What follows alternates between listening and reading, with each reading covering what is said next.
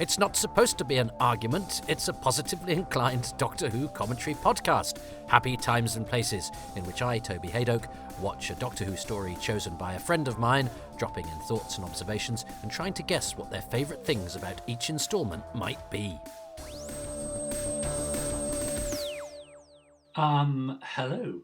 I'm Richard James, actor, writer, podcast co-host of the Gerry Anderson Podcast, and I have a story for Toby. I've chosen The Visitation from season 19, starring Peter Davison as the Doctor, my Doctor, as it happens. I remember watching this when it went out in 1980-something. It was the fourth story of Peter Davison's tenure, and by then, I think he was really hitting his stride. It's the most English of stories, really, for the most English of Doctors, which may or may not be a good thing, depending on what you like. But for me at the time, and since, it was a very good thing. Well, hello everybody, welcome to Happy Times and Places, and it's an occasion to visit season 19, again, which I've been to quite a lot, but for various reasons I won't go into, apart from to say I've got people promising stuff from other seasons, but I don't think I've got anything recorded from season 20 apart from one, but that's from somebody who's already featured as a guest. I do have one from season 21 recorded. I've got a couple, one coming up and one that I'm waiting for because I'm trying not to have Daleks too close to each other, blah, blah, blah, blah, blah, blah. Anyway, so I seem a bit heavy with season 19 because I've just done Four to Doomsday, I've done Black Orchid, I've done Time Flight, but so Earthshock and Castrovalva will doubtless, done Kinder, Earthshock and Castrovalva will doubtless take a while, but Richard James, who I've never met, but I got in touch with because I loved his book on Space Precinct, which is not a series I knew brilliantly, but I'd been fascinated by it and really interested in its genesis. And I'd watched it at the time, and you could see certain things were going on, like certain actors were dubbed and certain actors dropped out, and I'd known an actor who'd worked on it who dropped out fairly quickly, a very good actor. So I knew there were sort of rumblings and things, and it had a difficulty. But I also knew that the people who'd worked on it, were very loyal to it and loved it. And Richard's book sort of is a very honest and interesting and insightful appraisal of the series that I sort of bought on a whim and devoured. And so then I reached out to him. I don't like that phrase. It sounds like a sort of business proposition. I sent him a message on social media, and he was lovely. And I think there's a couple of times Bernard is tipping the camera now. So what are you doing, Bernard? So Bernard has just tipped the camera over. It's facing the other way. Oh, Bernard, boo. But that's all right, I forgive him, because Bernard is a little bit... you're a bit angsty tonight, aren't you, Bernard? Because if you hear noises outside, it is not because this is a prologue where I send Bernard to investigate and he disappears, and then I have to prepare for battle, and you don't see me after the first 5 minutes. It's because it's actually the genuine November the 5th as I record this. So there is banging going on outside. No, I'm not living in France. No, there are fireworks going on outside. So you may hear the odd bang, and that might provoke the odd woof from Bernard. But I need to use all occasions that I can to record these podcasts. So Shirley is out doing something. So she doesn't know I watch Doctor Who. She's never heard of Doctor Who. So I have to watch it when she's not here. So Richard, I've never actually met. We nearly met up a couple of times, and he was a very early. I have done his Gerry Anderson podcast, but he's a nice guy. Very prolific, very skilled. And multi-talented, and one of us. But he's that great thing is he's sympathetic to sci-fi, even a fan and enjoyer of sci-fi, but has also been in it. So good for him. And I was thrilled when he said he'd do this. And like everybody who's done this early doors, he sent something very, very quickly, and it's probably languished on a hard drive now for a year or so. So I'm glad to have finally got to the Visitation, even if it's on a night where its opening moments are going to be replicated perhaps through the whole podcast. Depends how much I get done this evening. And Bernard's slightly discombobulated, so I might have to occasionally comfort him. But I think that's okay. I think this is, this isn't professionally recorded in a studio podcast. This is someone at home with their dog watching Doctor Who. I just happen to have got quite a nice microphone, so hopefully it sounds reasonable. But it will be warts and barks and bangs, if not the flashes and all. So we are going to kick off with episode 1 of The Visitation, a story that I very much enjoyed at the time in a season I felt was quite beige and sciencey. This, to me, felt a bit like, proper Doctor Who. But I was looking for faults when I was a kid. So, and I was not a great fan of the Davison Doctor when he arrived, unlike Richard, because Tom Baker was my Doctor, and there's nothing more a Doctor Who fan likes to do is celebrate the fact that it changes its format and then get really vexed when that format changes. However, now I love Davison. He's one of my favourite Doctors. But let us see what I make of episode 1 of, what would you say, a more traditional Doctor Who story, a pseudo-scientific, from the pen of one Eric Saywood. He'll be back later. And I'm going to press play in 3, 2, 1. Well, I'm not going to let you into too many behind-the-scenes secrets, but that was not the slickest to begin. I think because, this is set in the past and it's the future meets the past, modern technology is not all it's cracked up to be. So I started pressing play and it was too loud. So I thought, well, I don't want to keep telling the lady whose speaker name I can't say out loud or she'll interact with yours. So I thought, well, I'll start again. That's fine. It won't take more than a second because I said the lady's name and volume 3. And I thought, no, that because people have said when you do that, mine is affected. So then I started again. And in that process, the lady stopped working and it just connected to a tinny speaker above my head and sounded awful. So then I was like, okay, so then connected and then started, and BritBox started playing this at really slow speed. So I've had about 4 or 5 goes at starting this episode. So just to say, whilst we're looking at the past, modern technology is not all it's cracked up to be. There's a firework display on screen, a nice, simple... that's actually very nicely done, those lights in the sky. I love this prologue. So we have a sort of 5-minute bit, which, do you know what? Because I quite often missed the very beginning of Doctor Who, because either it clashed with something else or I was late back from school because I had to stay behind at school and could only come back when Mum picked me up. So I'm not sure I either saw, although I do remember, I think, seeing this bit in repeat because I remember Ralph getting killed. But anyway, I certainly missed a lot of beginnings. And this opening scene's brilliance only sort of showed itself to me when I started collecting videos much later. And it really is brilliant. There will have to be something else. It's a very nice shot. There will have to be something else that's really good to topple this prologue. In fact, these are the only, aside from Richard Mace, these are the only interesting characters, the human characters in the whole thing. We'll talk about Scythe Man later. And what a cast. Anthony Calf, who's recently returned to Doctor Who after I'd Who's rounded him.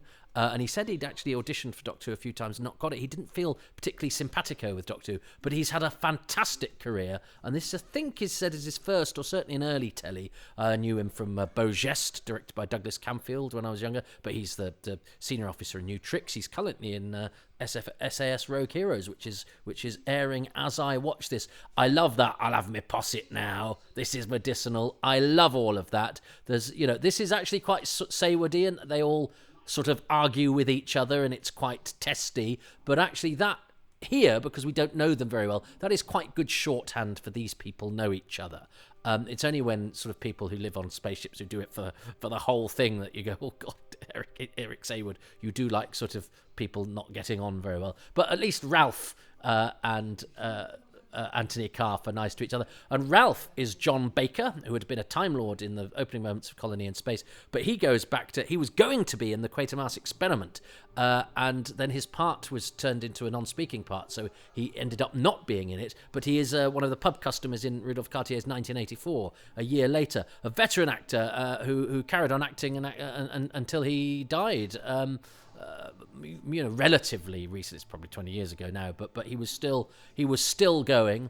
I love all of this because they've been sort of quite aggravated with each other, but now they're preparing to defend their house, and I love that. I love a laser gun and muskets in the same scene. I love that. And Savardant's brilliant. This is John Savardant, Fred Elliott as Squire John, and I worked with Savardant on Curry years and years ago, and he hated everybody. But because he was like, that's all we need, a vicar with a Tesco's bag, and I'd heard horror stories of him. He hates extras, and I think could be quite tricky. But I sort of went, oh, I was watching you in Yes Minister the other day, and I saw you in The Professionals there, and then sort of gave him a list of his credits. And so then we sat and talked for hours. He was like, a lot of actors don't know the old stuff, but you obviously know your stuff. And so I actually had a great time with him after, having to accept him being a bit sort of dismissive. But Anthony Carr actually said that, told me that Savardant was great with him. It was Anthony's first telly, and Savardant was very welcoming. So maybe he wasn't happy on Corrie or whatever. I remember he did say to me, they asked me to be this 20 years ago. I told them to off. And the inference being that then now when they asked him, he didn't have much choice, kind of thing. But he made a legend of Fred Elliott. He's a fantastic actor. But as I say, I have heard stories from people that worked with him back in the day. Nobody I know, but yeah, a few people who sort of passed through who said, well, he wasn't very nice. But as I say, I've heard from Anthony Carr the opposite. So we're all a mixed bag, aren't we? And as I say, I got a bit of both. He was a bit funny with me, and then I managed to charm him is the wrong word, but I threw his CV at him, and he was quite pleased about that we were talking about. So, and I talked about other actors that he'd worked with, and threw Kubrick into the mix and all of that. And he was, so he was great. So he was great with me, but I could tell it could have gone another way. But anyway, I'll have me posset now. He makes a great character there. I love the fact that John Savardant's been in Doctor Who, because he's in Blake 7 twice, isn't he? And two very different characters. He sort of, it charts the sort of course of Blake 7. He plays, he's the judge guy in Trial, isn't he? So it's quite a straight, sort of serious performance. And then he's in Orbit, which is where his performance resides. But he's great. He's great as Squire John. Valerie Pfeiffer, who's the female character in those scenes, is one of those who's sort of not done an awful lot else. So it's interesting, isn't it? You see her and you see Anthony Carr, and one goes on to have an absolutely blistering career, and one doesn't do much at all. That's the nature of the business. This is a nice shot of Nyssa in Tegan's mirror, and I actually quite like, and it's interesting because I will occasionally criticise the current or the more modern iteration of Doctor Who for being too tied to Earth. I think my ideal is that you're taken away from Earth and you can't just go keep visiting and sort of choose to stay with the TARDIS. You're taken away, and then you have to sort of wrench yourself away or carry on travelling. It's up to you, and there is, you have to accept that you have quite a horrifying life if you're travelling through time and space, seeing wonderful things. But the payoff is that if you escape from the horrors, you go back to, queues, traffic jams, bills, and all of that business. Bernard's gone a bit mad. He's drying himself on a chair and growling as he does it. But I actually quite like this in this time period because it makes it seem a bit more real that, Tegan's going to a job. And this, this is quite believable, especially in a series where people just sort of bugger off, that she's going, I'm preparing to leave and I'm going to say I miss you. Especially as actually we don't see it through. It turns out she's not going back to Heathrow, but they have that sort of goodbye, which suggests a real closeness between those two young women, which I like. I buy that. I think that's lovely. They've certainly let the grass grow since I was last there. I like very much. That's a nice line. And doesn't Tegan say the line, a broken clock tells the right time twice a day, which is on the picture of Peter Davison, the colour picture in the middle of Doctor Who: A Celebration. And so I was surprised to find it was a quote not from him but from her. And I have used it once. In fact, that a broken clock keeps better time than you. At least it's accurate twice a day. Yeah, which is a lovely line. And I was, for many, many years, I was the warm-up man for University Challenge, and always had a nice chat with Paxman, Jeremy Paxman, who's a nice man, and I think I'd lost a bit of weight, and he hadn't seen me since the previous block, and I was wearing a suit, and he said, "Oh, Toby, you're looking good," or whatever, and I said, "Well, even a broken clock tells the right time twice a day," and it made him laugh. I thought I just got a laugh from Paxman from a line from Doctor Who. This remastering of these film sequences is absolutely glorious, and there is something nice about seeing the TARDIS in the English countryside. I rather like that. I think it's a sight I would rather take for granted at the time, because, it's not long since Castrovalva, is it? There's a nice picture in the Doctor Who 20th anniversary special of these four in these outfits. So I'm quite nostalgic about them, although I do think they do look a bit of an odd bunch, and I don't mean odd as in winningly incongruous, like perhaps Tom Baker in his scarf. But that smoke going. I do love Nissa's costume, though. I love Nissa's costume. I love that crushed red, that burgundy velvet. It's beautiful. Yeah. Well, I've talked before about the let's give everyone a costume policy, which I don't think helps Doctor Who. But all this stuff is lovely. The guys with the face coverings. I mean, talking post-COVID and people wearing masks and covering up from plague. That's resonant of recent years. But actually, these sort of simple villager costumes, but just the simple act of having their faces covered, that suggests plague, that suggests uncleanliness, that suggests, very basic protection from something that, as we know, is rampant and terrible. And I like the way that the Fifth Doctor talks about, potassium nitrate and sulfur, primidogama. The way that he sort of explains the science, it trips off him quite nicely. And here we have, gosh, he's so young looking, isn't he? And we have a fight, and he's not bad. He's quite a handy fighter too. Whereas Adric is that bit where Adric's, that they're supposed to push the guy over Adric. I'm afraid the three of them make a complete foul up of. Now the villager is not great. I wish they'd given him a name, because the villager is played by Richard Hampton, who's an excellent actor. He was one of the first people at the National Youth Theatre, so he's a contemporary of David Weston and Julian Glover and people like that. I think he went to Allen's School even, but he's been an actor for a long time and has done loads and loads and loads. And in fact, I mentioned to David Weston, and David said, I'll give you his phone number now. And I was like, oh no, I won't take it now. I'll call you. And then, of course, I chickened out and shouldn't have. And so anyway, I should really try to get an interview with Richard Hampton, because he's a really good actor who's done loads, and could probably trip over more convincingly than Matthew Waterhouse, who gives Susan's trip in The Five Doctors a run for its money for worst trip in Doctor Who. And here we have the marvellous Richard Mace, played by Michael Robbins, who, because I think Richard Hampton is very good as a villager, but he's hardly a character. Now that Squire John and his family are toast, the wonderfully costumed Richard Mace, played by Michael Robbins, whose performance seems to divide people. I think he's fabulous, and I think maybe because I've listened to the commentary for this, and Matthew Waterhouse mentions that Robbins thought this was terrible, and I think Matthew's actually very funny when he says, "Fortune has made me itinerant," is a great line, and Saywood clearly has great fun writing this character. It's odd that he can write very, very rich characters, but everybody else, apart from the pteroleptal leader now in this, is very, very bland.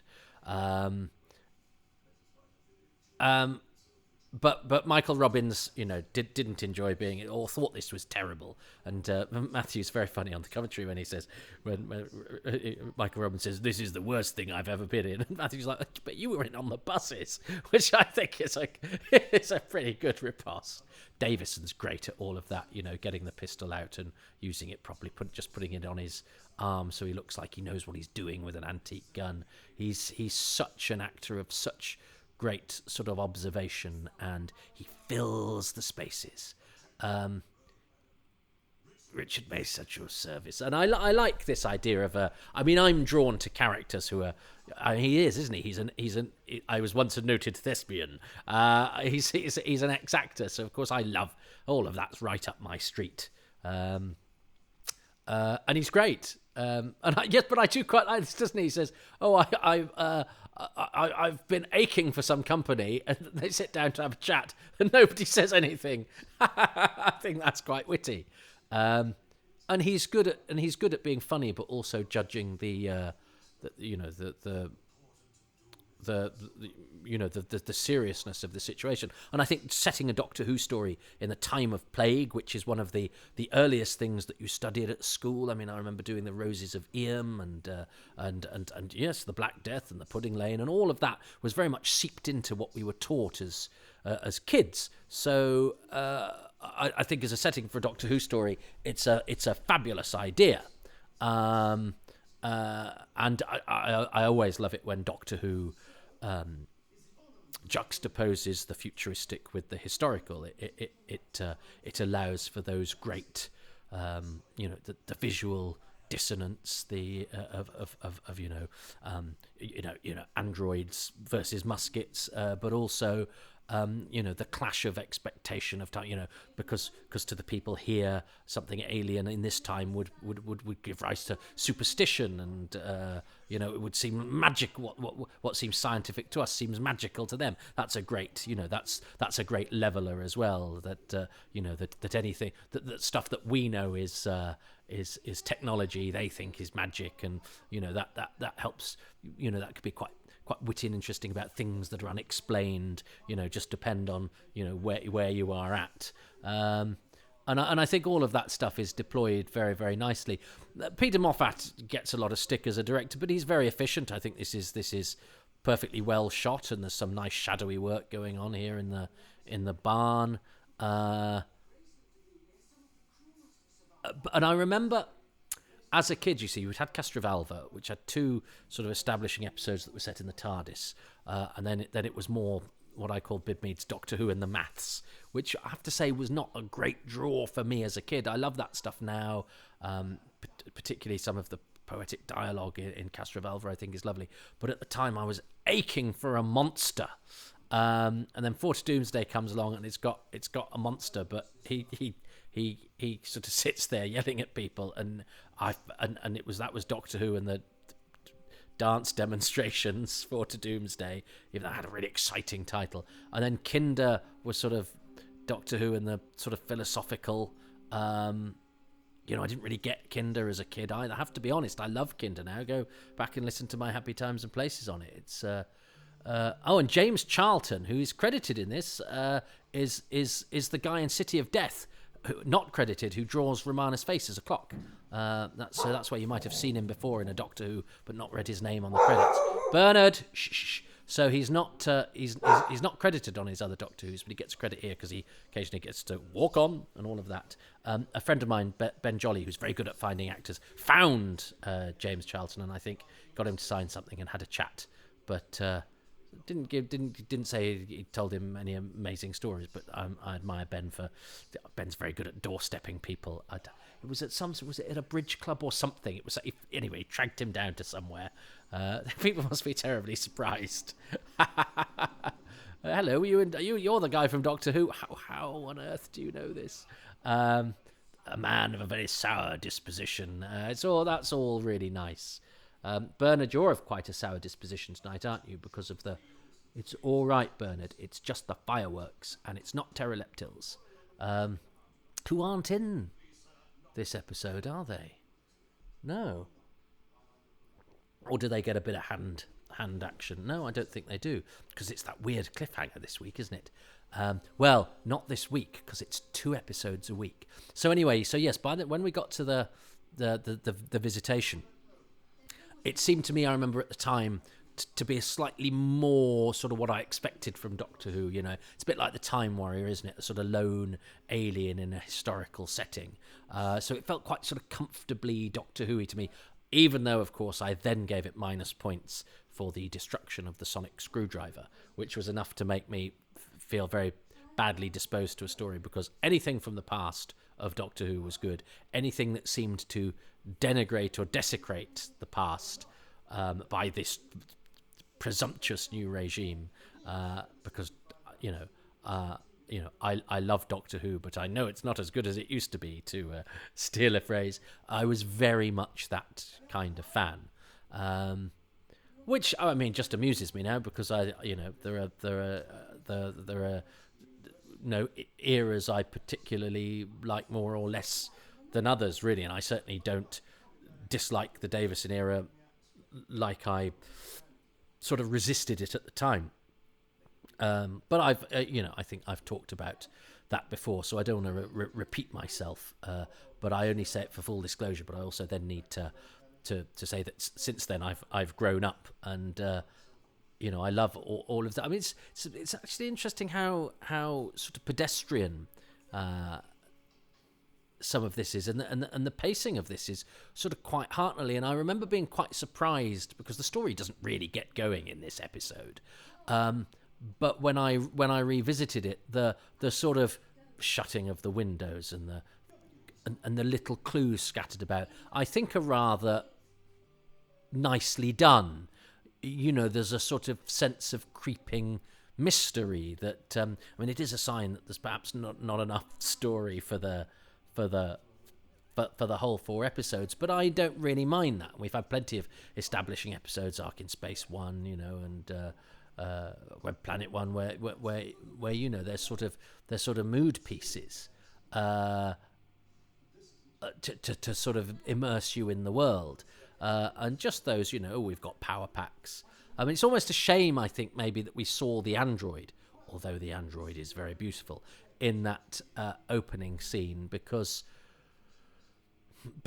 well, I suppose we do see the laser beam as well, but I'm not sure we should have seen the android as early on, but I suppose we need something that's good, that's going to keep us watching, and for all this historical bit to say no, there are scary aliens in this, but I do actually quite like the slow build up, and I think the setting in the plague is very evocative and very interesting, and it means there's a threat there already before we know of the alien threat. The very environment is hostile, so it is quite heartily, actually, this slow build up, these scattered mysteries, and the land in which we are in, a land of fear indeed, being one that is quite hostile, and then we have this really weird cliffhanger. And I remember my friend saying something about so maybe had I... No, I'm sure I remember my friend saying, there's this mysterious wall. So did I not see this first time round? No, I must have done. Anyway, it doesn't matter. You can't tell me, and I'm too... But I remember my friend... But maybe I missed the first episode. But I normally remember the episodes I missed. Carnival of Monsters 4 and 5 Faces of Doctor Who, Full Circle 2. But this is a really curious cliffhanger.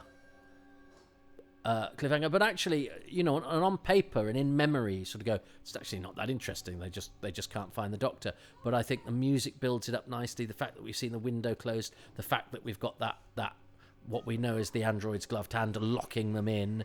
I think it sort of piles on the tension. I actually quite like the pacing of that and the atmospherics of that, very much. And it looks gorgeous. All that film work looks gorgeous. Yeah, I really enjoyed that. I thought that was terrific. I'd have hoped maybe John Savdent got slightly better billing than that, but there we go. Maybe a single caption for his one episode. But Anthony Calf, lovely, lovely man. I wrote to him because he was in a play at the West End, but I didn't think he'd say yes because it's Anthony Calf. He's done loads, and he rang me up and said, yeah, come along. And then as I was on the way to the theatre, I saw Struan Roger, who's the voice of the face of Beau, and I remember tweeting, I'm on my way to interview Charles from the Visitation. I've just seen the face of Beau. Odile Dixmirio, I think is a great name. Ken Starkey, I don't know if has anyone interviewed Ken Starkey? Phil Newman will have done if anybody has. So there we go. That is episode 1 of The Visitation. And so I have to choose. Well, I mean, my favourite thing from episode 1 of The Visitation is without... I mean, look, I love Richard Mace, so he's going to have to get mentioned somewhere, I'm guessing. I think the setting is a really good idea to go, how can we tell a really interesting Doctor Who story? What's a period of history that would lend itself to the Doctor Who treatment? And as we will discover, I think it infuses itself into the story throughout very, very well indeed. Is the setting of the plague, very nice, and it brings rats with it. Well, we'll get to them, I'm sure. That's very efficiently done as well. I like the sort of Hartnell-esque that it's an exercise in mood and build-up and scattering little clues, and the environment itself being part of the threat. But for me, and I love the design of the android. I think the android looks great. I like that idea of going, well, just because it's a deadly killer android doesn't mean it can't be sexy, jeweled, nice to look at. There's some thoughtfulness gone into that to allow us to get a striking visual, but to make some sort of sense of why it is like that, rather than everyone in space has funky shiny things. No, but it has to be. It's an unusual thing, and when Doctor Who does it well, it does it very, very well. So where you're introduced to a small number of characters, they're all pretty well drawn, they're all very nicely acted. I think particularly Anthony Calf does a good job, but Savdent, shows why it's quite good to upcast where you can. So you've got a young actor who's going on to great things, who's good, and then you've got a noted and recognisable character actor who looks like he might end up being the person that meets the Doctor. Maybe they've escaped the house, meets the Doctor, and then would just go, Doctor, sir, I will reward you handsomely. My house has been invaded by mechanical men, or whatever. But we actually never see them again. But all of that stuff, I'll have me posset now. This is medicinal. I know this causes us problems later, that Eric Saywood likes everybody he writes to argue with each other, but actually it works very nicely in that little time capsule that serves the story not at all, except to say there's something deadly and alien in the house, and and why the house is abandoned. But it gives us an emotional pull to that because, well, it's not just that it's empty; it's that it's empty of the people that used to live in it, and we've met them, and we got to know them in a brief amount of time. And it also gave us, I love a Doctor Who laser beam. I love late 70s, early 80s Doctor Who laser beam. And these are laser beams in an old country house, laser beams versus muskets. And I like the fact that they blow holes in the walls and all that. But seeing a zap from a laser beam, yes, please. And there'll be a few more of those too. So for all of those reasons, the acting, the writing, the characters, and just its very existence and what it is there for in the story, it has to be. And I will surely go off Richard James, who I've never met, but I've always enjoyed chatting to online. And we have spoken in person, but again, through the medium of Zoom. And he's written a marvellous book, and he's a great podcaster. But you can go off a man, and might very well, if he doesn't choose the thing that surely everyone would choose from part 1 of The Visitation, which is the prologue. I was going to say the epilogue then, but it's not the epilogue. So I will see what Richard says is his favourite thing from episode. I've paused it somewhere. Where the heck is it? Here it is. Richard James. For those who are listening to the podcast, which will come out years before the video, Richard has Peter Davison's hat hanging on his door and a cardboard cutout of Captain Scarlet flanking him over the shoulder. But they are not choosing their favourite. Peter Davison's hat and Captain Scarlet are not choosing their favourite thing. From episode 1, part 1 of the Visitation, Richard James is. What's he going to choose? Is it the prologue? My little thing from the first episode is I love the fact that the Doctor arrives at Heathrow Airport, but 300 years too early. I like it because here we have a more fallible Doctor than we're used to seeing, especially after Tom Baker's sort of bombastic portrayal of the part, with this sort of Hyperion detachment, I think was the phrase that was coined. But here we have a more human Doctor, shall we say, who got things wrong and made mistakes. And I rather liked that. Interesting. He didn't choose the prologue, but I haven't gone off him, because actually, this is why one gets different people's perspectives. I had enjoyed the fact that and the joke, the grass is a lot greener, blah de blah, and the fact that we'd had the false goodbye from Tegan, which seemed so real. She's actually saying goodbye and I'll miss you to Nyssa, and that's lovely. Oh, it's not going to actually happen. It was just a nice moment between the two women.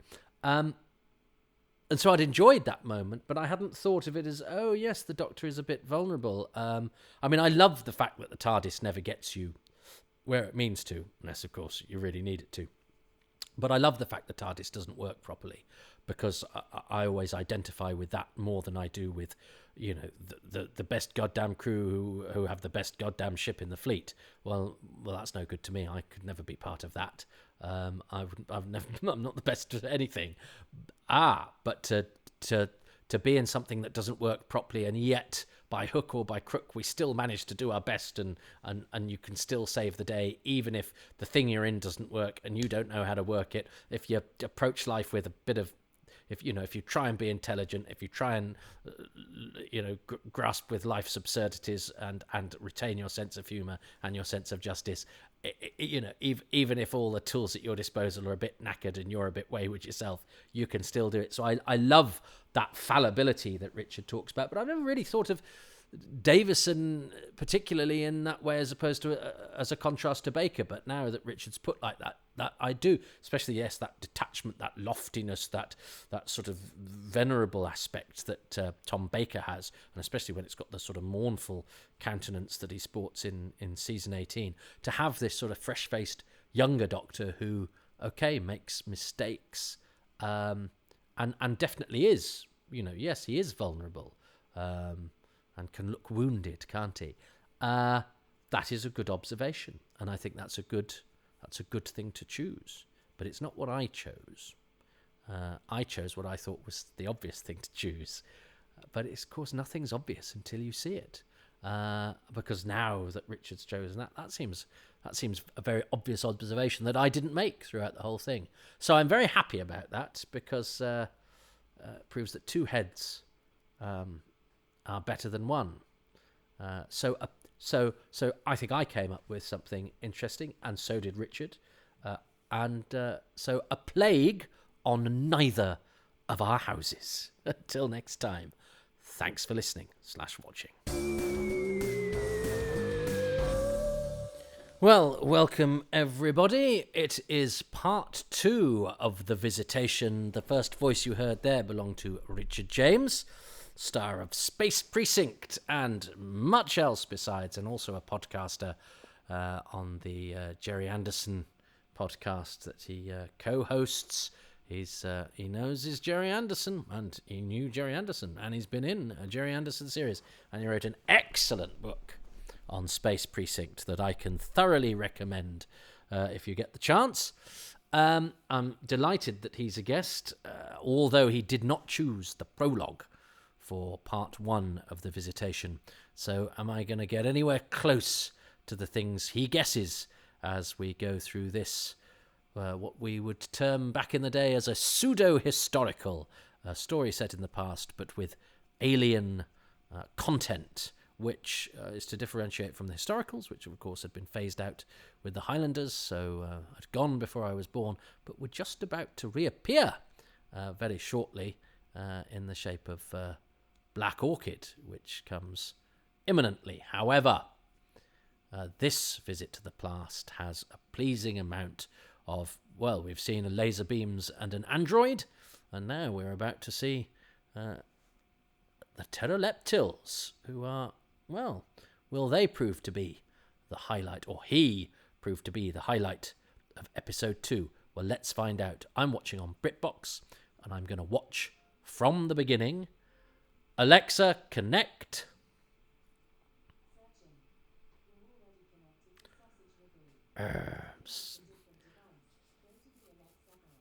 Modern technology is proving slightly tedious tonight as I watch this, so I might just drop the sonic device and kick it to death myself. Anyway, we are going to watch on BritBox from the beginning. I do have the DVD. I also have the Blu-ray, but I'm being convenient. I know that's modern technology, isn't it? It's such a slep to go over to the shelf and take a disc out of a thing and put it in a thing and then press the source. Anyway, no, I'm doing it this way. It's easier, and I'm lazy. And anyway, the film looks gorgeous.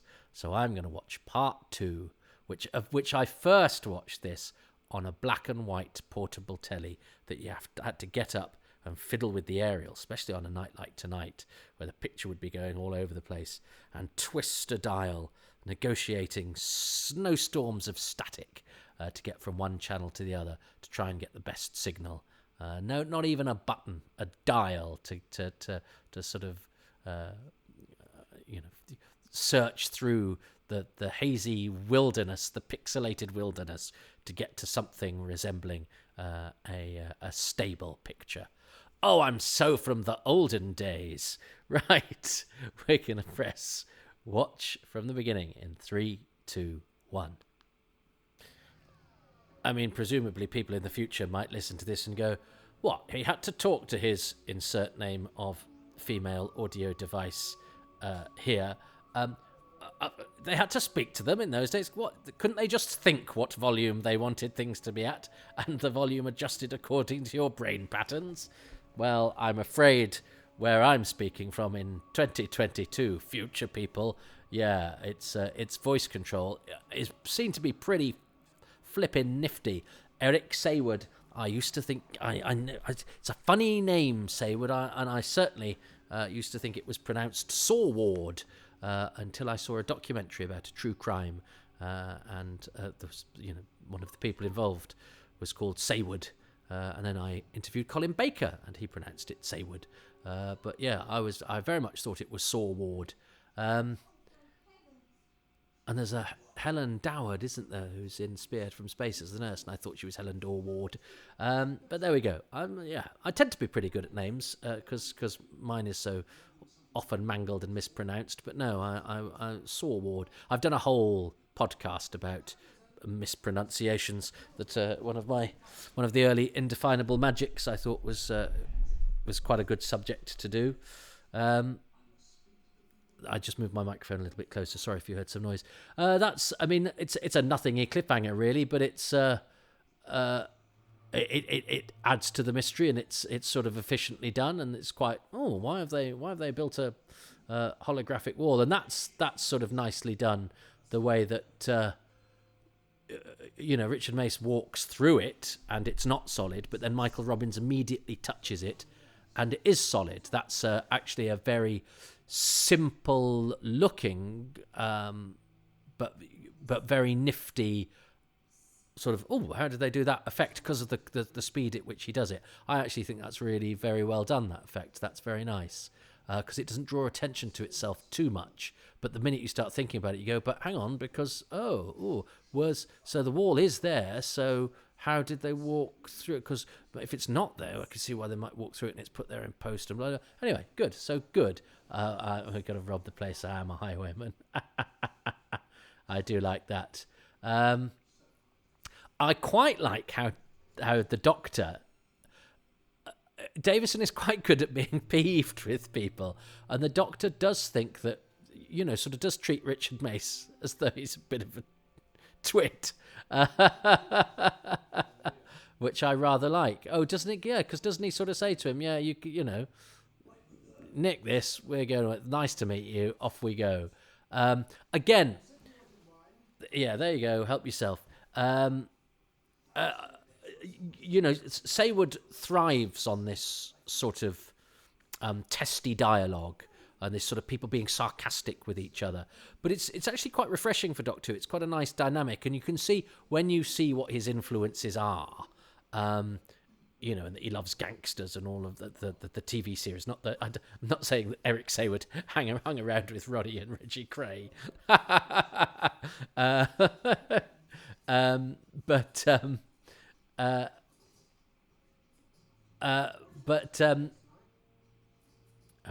nectar. Oh, what does that taste like? That's quite fun.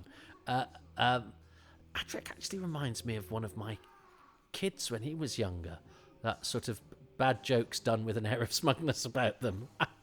Love that. I love this sequence, actually. Again, musket firing. The thing's being a bit slow here, but I think it's maybe suggesting that it's charging up again because it has that sort of zoom. I can rationalise that it's not that the alien's just waiting. It's the android. Sorry, it's that it zapped Tegan, so then it's charging up again before it can zap again. The sound effect sells that to me, even if that is me being quite generous, because it is quite sort of statically shot. But I actually really like that sequence. The spectre of death atop the stairs, the laser gun from its finger, its imperviousness to a musket being fired at it, zapping Tegan, and then people having to make their escape, and I actually like that sequence. I think that's quite an exciting sequence for me, especially with the Doctor. He refuses to run and tries to rouse his friends, and the frustration with which he, whacks the floor, and even as he's leaving, sort of tells one of them to look after the other one. Is all. Yeah, I actually rather like that sequence, even though it is quite sort of stagey. Certainly today, I think a modern audience would go, I expect a few more camera angles. I expect to not see people hanging around or the alien sort of pointing and waiting and all of that. Yeah, I kind of get that maybe time hasn't been kind. But actually, I remember watching this when I was first collecting the videos and actually thinking, that's for this period of the show that I consider quite a lot of sort of walking around and talking. That's quite a sort of actiony bit that I rather like. I think this design of this android is very, very beautiful. He almost whacked Tegan's head on the door then, didn't he?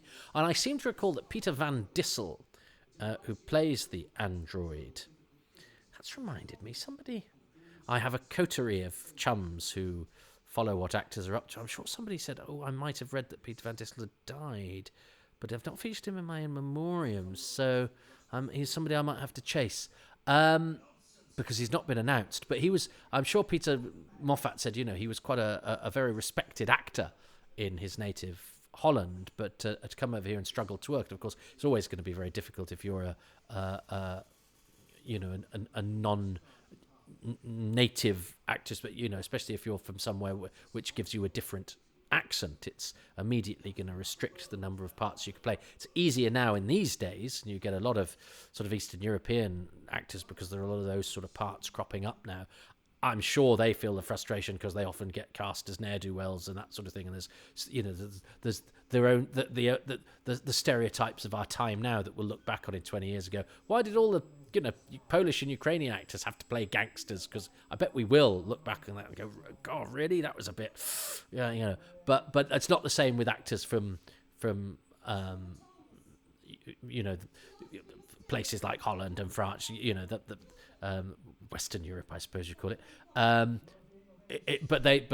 they just have fewer parts to play full stop. So playing a non-speaking android is probably a decent, it's a decent stint. It's a nice decent job, but if you're used to playing in your native land, if you're used to playing, I don't know, Cymbeline and Coriolanus and all of those, then what do you do? What are you playing in England? Android in Doctor Who. You sure this move's going well for you? Michael Melia is excellent as the pteroleptil leader, and it's a shame he doesn't get a name, really. I don't think he's even pteroleptil leader in the credits, is he? He's just pteroleptil. But I remember being quite surprised again when I revisited this, when I started collecting the videos, at actually how much dialogue he gets and how much sort of character that he has. And he's an actor that is very recognisable, actually, but often playing sort of soldiers or thuggish types. And he was later Eddie Royal, landlord of the Queen Vic in EastEnders. I actually met him at an audition once for an advert where we'd have ended up being with Peter Crouch, the footballer, and we were all up. I was there. James Quinn, who's an actor I know very well. He's the voice of the BBC and must have my Doctor Who scarf. But he's also in Flatline, the Doctor Who story later. But we were all there, So I was on the younger edge of people playing up for this part of a football manager. None of us got it. But it was when I was doing Who's Round, and I'd had a message via, I think, a friend of Michael Melia's son, who said he's just done a Doctor Who thing, so so he wasn't particularly bothered about being contacted. And I think the special edition of the Visitation had just come out where they'd got the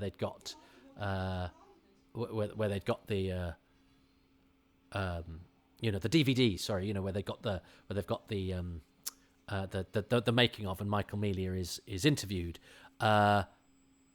And so I was like, well, I don't, I probably won't get him for Who's Round. And then I walk into this audition, and he's there, and I thought, well, I better not say anything. But it was all at around that sort of same time.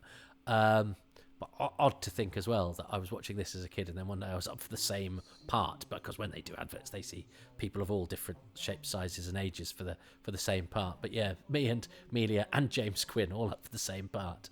I really like the fact that he's scarred, because you think of aliens and alien masks, and the mask is the alienness, But when you give links, bristles, and pockmarks, when you give a pteroleptil the scar, it's like, well, it's not an alien mask now. It's somebody's face. It's just the face of somebody that looks like an alien. It's that extra level of sort of creativity and character or whatever. Here we are back on film again with the Doctor being really annoyed with Richard Mace. And this glorious film. And I remember there's a book called A Day in the Life... what is it? A Day in the Making of a Television Programme? And it's by Alan Rode. And it concentrates on the Visitation. I've got it upstairs. And so there's lots of pictures of the making of the Visitation. And there's a great picture of... Michael Robbins in his Richard Mace gear lighting a fag, and you can tell. And Robbins was on telly a lot at this time, and I think often playing people who had fag. He was in a thing called Fairly Secret Army, but he cropped up. He cropped up in all sorts. He was definitely an actor that you knew. But that voice of his is obviously of a man who smoked, at least 20 Benson and Hedges a day. I love this very simple effect or slash set. But it's this very sort of the entrance to the spaceship with the displaced mud there, and they go. Now, I don't think it ever quite rationalizes with what you see in the studio, but I sort of buy it and I quite like it. Because that exterior that you see there, are we to suggest that they've gone downstairs a little bit? It never quite rationalizes it, but it kind of does enough of the job. This is that they've shown them going in, so they're going, this is it. And we're sort of used to insides and outsides not quite matching, because that's at the very core of the show, with the TARDIS interior not matching its exterior. And I like the contrast between. I'll tell you what the Davison era does very well. It does sort of metallic structure sets very, very well for a series that can often sort of, you worry has sort of, insubstantial flats and in fact a television industry where much drama of the time. You kind of knew that the walls of the police station or wherever you were kind of were erected flats basically. There's nice metal and girdery stuff going on here. I remember Blake 7 Series 4, which has a lot of problems, but I remember the fact that when they dropped the metal guns on the metal floor, it somehow felt slightly more sort of spacey and real than the previous series of Blake 7, which, as beautiful as The Liberator is, it seemed like a sort of... It did seem like a set, and it was a more of a theatrical set, whereas the Series 4 sets, it seemed to be a policy to go, we're gonna metal this up a bit, and that spaceship there with its white clinicalness has the white clinicalness of the sort of Ark in Space thing, but actually then that pleasing heft and solidity of that metal girdering that just makes it, rather pleasingly kind of solid. And of course, so Saywood's quite skillfully, split the TARDIS crew up here so that they're all doing different things. And I feel sad for I was talking over it, the dead rabbit that we saw at the hands of the poacher. Sort of think, oh, that rabbit's dead. Oh, bless him.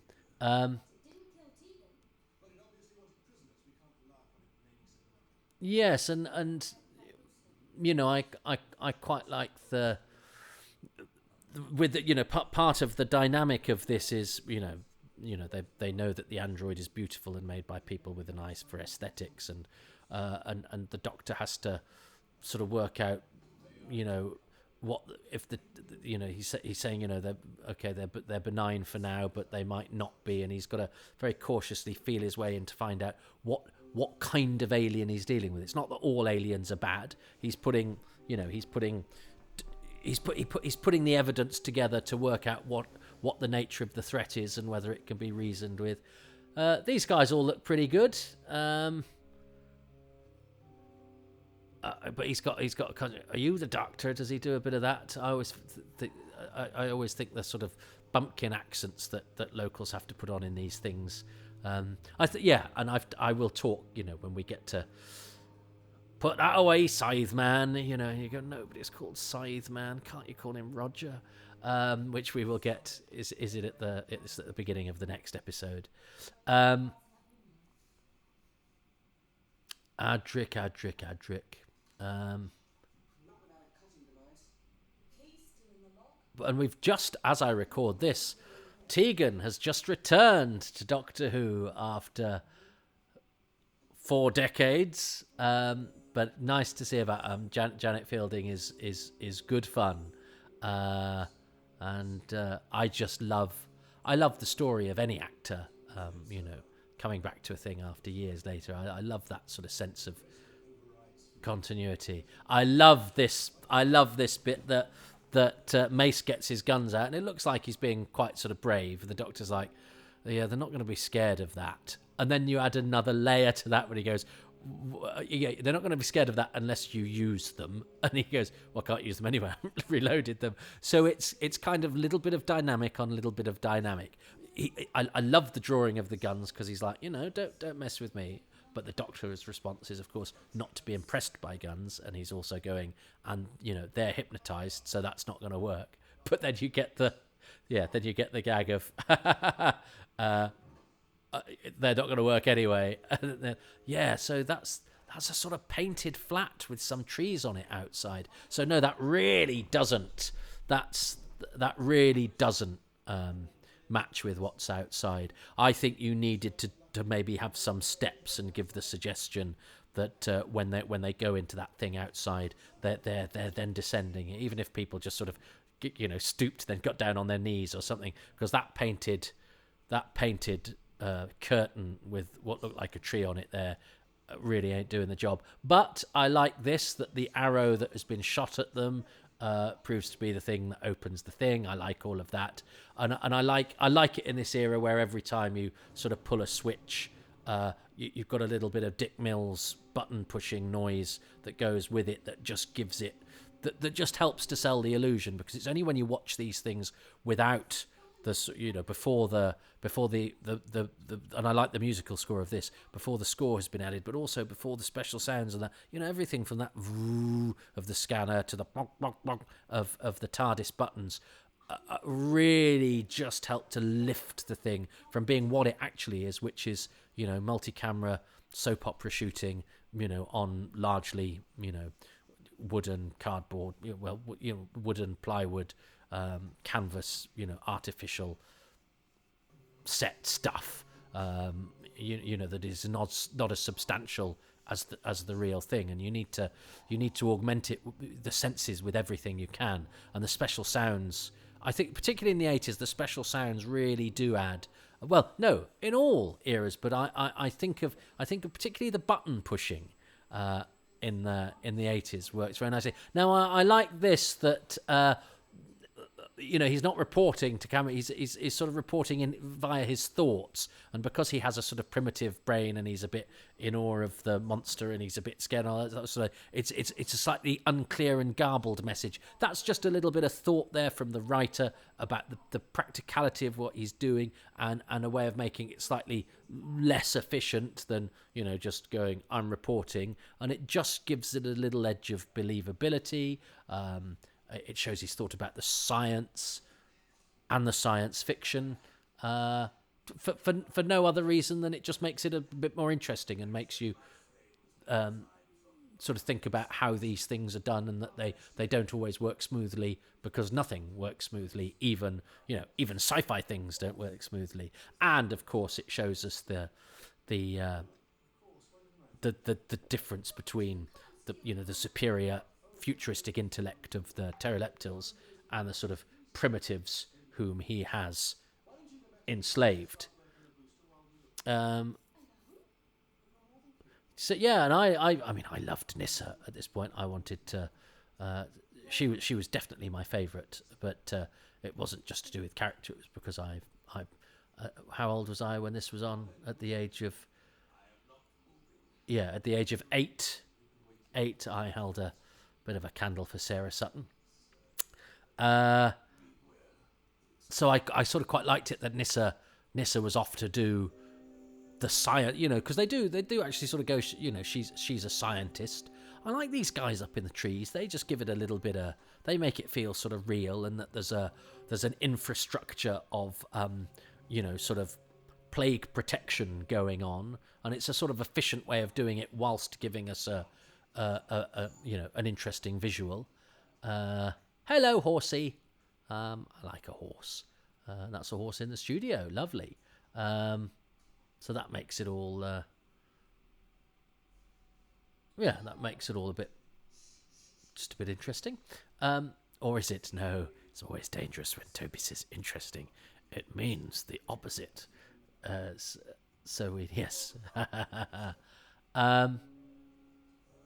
But oh yes, and now then, how do we feel about the music? I like this score because I think it's quite atmospheric, but I do think a radiophonic, if that's what this is that what we call it, a synthesized score with modern weaponry, not weaponry, with modern instrumentation.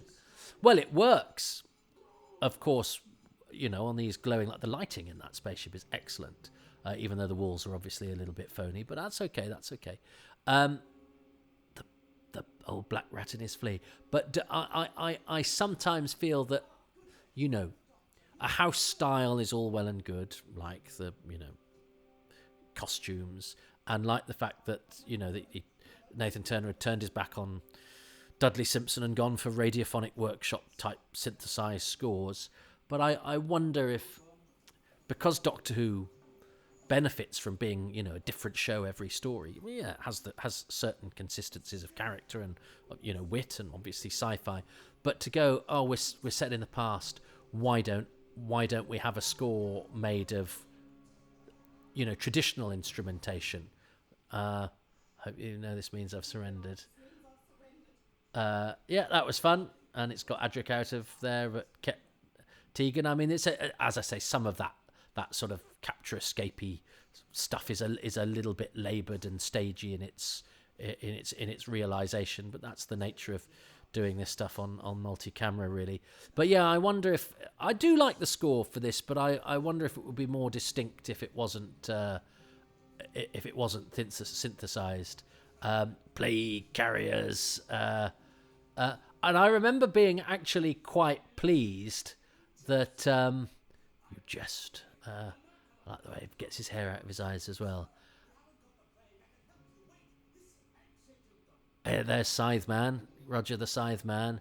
And I remember being quite pleased at the time that that the Doctor said not again, because we had previously had threatened decapitation at cliffhanger time in 4 to Doomsday. And I was like, oh, I quite like that, because as a regular viewer, you're referencing the story what I have just watched. Now I sort of think you have to know you're in a cliffhanger, and also you have to know that the most important thing about your imminent demise isn't that you're about to have your head chopped off.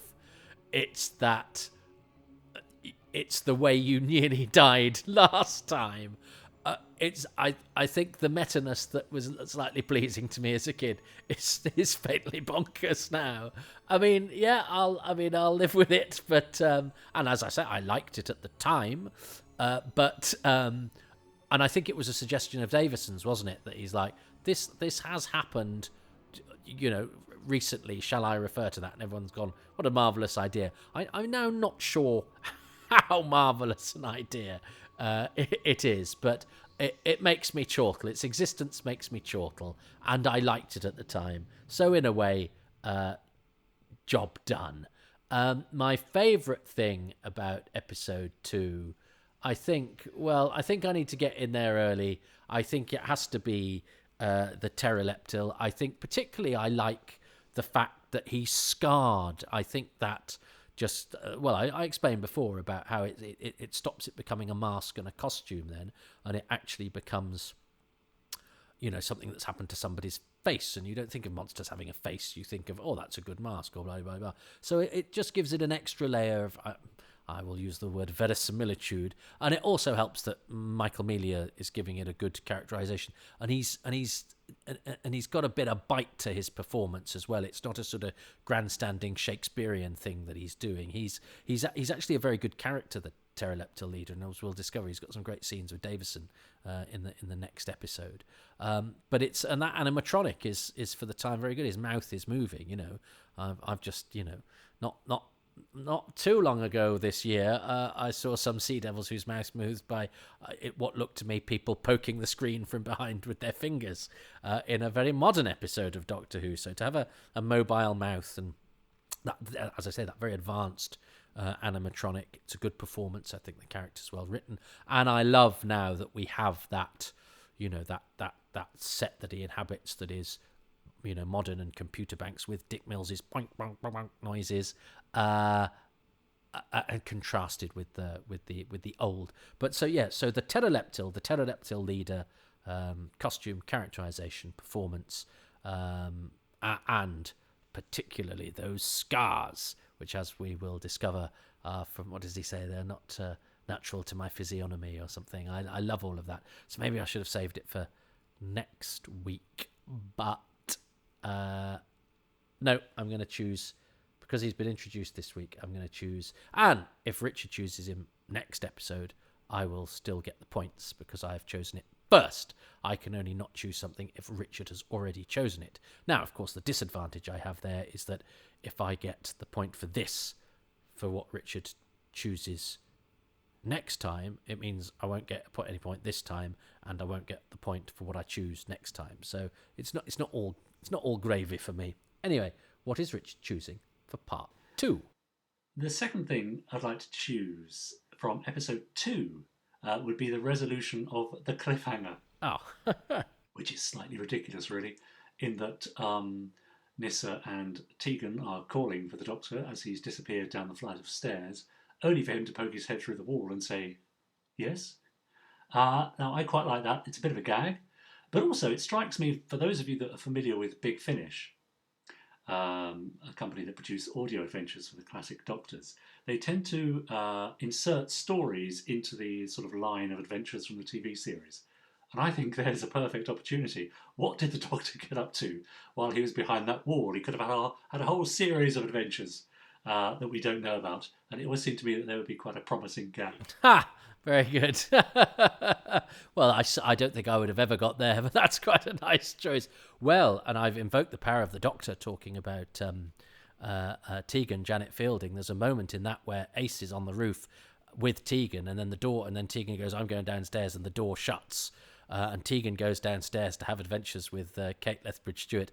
And we cut back to Ace it's about 15 minutes later, and she's still on the roof. And you go, what's she been doing for the past 15? She got, right, I'm going to get my ladder out now, or my parachute, or whatever. And I think Big Finish have got a good. You could find a whole season of Ace on the Roof adventures there. So yeah, always looking for places to sneak in Big Finish box sets. Well, I wasn't going to choose that, but it is quite fun. Because all cliffhangers can very, very much be much of a muchness, and that's a sort of slightly artificial one, really. But I don't mind it because it's a bit different. It's not a huge letdown because it's just a kind of because the cliffhanger itself is just a kind of big question mark. It's a sort of quizzical and then why have they bricked up the wall? It's a good job nobody leant on that wall or whatever. But I like it. For some reason, it's sort of slightly more than a sum of its parts. It's quite charming and just suitably different, I think, which sometimes is all you want from a show that can sometimes, if you're not careful, in one era become quite formulaic or do the same things or give the same vibe over and over again. So yeah, I'll accept your choice, Richard, even though I probably would not have ever chosen that. So that's the first two parts of the Visitation. The next episode is it's one that's going to be quite sad because we will say goodbye to an old friend, which was enough reason for me to have a real downer on this story at the time and stop me fully liking it, even though it was much more up my street than the mathematical, philosophical stuff that sort of led up to it. But I'm thoroughly enjoying it, particularly, the pteroleptil and the Richard Mace and the mix of future and past, which makes it's that that juxtaposition of spaceships and breaches, laser guns and muskets, the old and the new, Michael Robbins from On the Buses, and space travel. Ah, yes. It's a very nice place to be.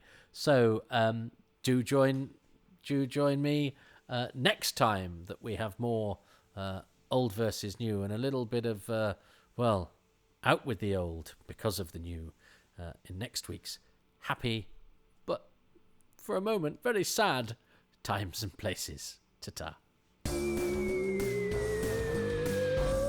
Well, welcome. You find me just finishing a date. No, not with a lady. I'm just finishing a date.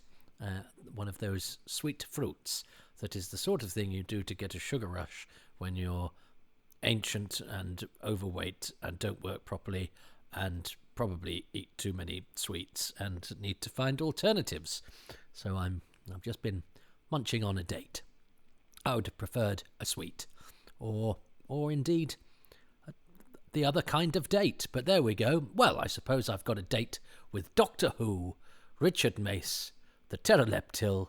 He's not credited as pteroleptil leader, is he? He's just pteroleptil. I'd have asked for a name. Jim the pteroleptil. Always looks better on the credits. I suppose Michael Melia's credits don't need that much help. And obviously, I suppose pteroleptil, if you're a casting director that doesn't watch Doctor Who, you think pteroleptil could be a name. I am pteroleptil.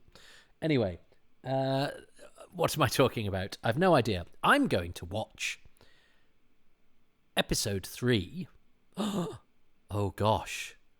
I've just remembered this is a heartbreaking episode for see this. Well, let's talk about it when it starts. But anyway, the Doctor ended last week's cliffhanger with a joke about the repetitive nature of his the threats to his life. So let's see if he can joke his way out of this one. If we press, I'm going to watch from the beginning on BritBox, which tells me that this scores 8.4 out of 10 on IMDb. Crikey. That's pretty good. And we're going to watch in 3, 2, 1. So here we go. I've been pondering this in the break that I've had between the first 2 episodes and this instalment, is that I wonder if I actually missed the whole of part 1. I was... I think I was getting back late from school. I was having to get picked up from school late because my mum worked longer than the school day, and I think the school looked after me because it was I don't know to go into the details, but anyway, so I think I got back. Sometimes I think I missed the beginning of episodes, and I also think I missed the occasional episode. Now I normally remember when I missed an episode for a party, Jacqueline's birthday party, her surname, she doesn't deserve to carry this with her, for Full Circle 2, no, Carnival of Monsters 4, that was, Five Faces Doc 2. I missed Full Circle 2 for some reason, but one of our teachers had just bought a video machine, so I went to hers to watch it on video. I remember her telling me about, because Jaws had just been on the telly, and she said you could rewind it to watch the exploding shark sort of reconstitute itself, and this was like magic, the things you could do with videos. But I've got a feeling, because I remember my friend telling me about the end of the episode with the Doctor disappearing behind the wall. He'd explained it in a way that wasn't what I understood. I thought you saw him disappear rather than he just wasn't there or whatever. Now these are all good actors. Eric Dodson did quite a lot, and Richard Hampson's a very good actor. But you struggle playing villagers, and I'm the headman of your village, so he's headman, and kill them, Scytheman, and you die as well. They know each other. Come on. Kill them, Jim. Scytheman's there going, give me a name. Come on. I mean, that to me is slightly lazy writing. They're, all you need is a couple of lines to establish a bit of character. But these are functional yokels, which I think is a shame for all concerned. But yeah, move Scytheman and you'll be the next is a pretty grotty piece of writing. Look how beautiful this film is. This has been so gloriously put together. So yeah, anyway, I think I missed episode 1, and I'm surprised I didn't remember the sheer sadness of having missed it. But I did miss the beginnings of episodes as well. I remember I was at my grandparents when Time Flight was on, and they lied to me about because they wanted to watch Crossroads, and then jumped over. They said, "Oh, you've only missed a minute." It was only years later that I discovered I'd actually missed a good 5, 10 minutes or whatever. So unkind. Excellent costume and good voice and good performance from Michael Melia, who's a very recognisable actor. In British television, with a very boxer's nose he's got. But this is, I think he does a really good job in this. And it's a pretty thankless task, but actually the pterodactyl does have a lot of character, and we get some good dialogue scenes between him and the Doctor in this episode in particular. But yeah, he's called pterodactyl, so yeah, nobody gets a name. Android, pterodactyl, villager, headman. Yeah, I don't think you do that these days. I think it draws attention to the fact that everyone's a bit of a functionary. It was always quite fun seeing inside the TARDIS, although I understand, it's impossible to convey the sort of mystery of this infinite machine. She's doing very good. This is heavy acting there, and a couple of pot plants and a bed. It makes it a bed, but no carpet. So it's again, it's a funny mix of sort of, well, we'll make it seem like somebody lives there by putting a bed in it, but it still needs to look a bit like the TARDIS. So it's still got the sort of she haven't even got a rug. And I do wonder if it's actually best to imagine the infinite depths of the TARDIS rather than to show it, because it always looks a bit prosaic, doesn't it? If we think of all the classic series attempts. Now, Boot Cupboard is quite funny in Mask of Mandragora, but that goes the other way. But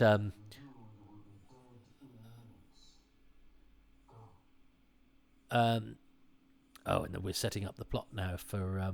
So yes, it is all a bit domestic with the sort of teenagers' bedrooms, but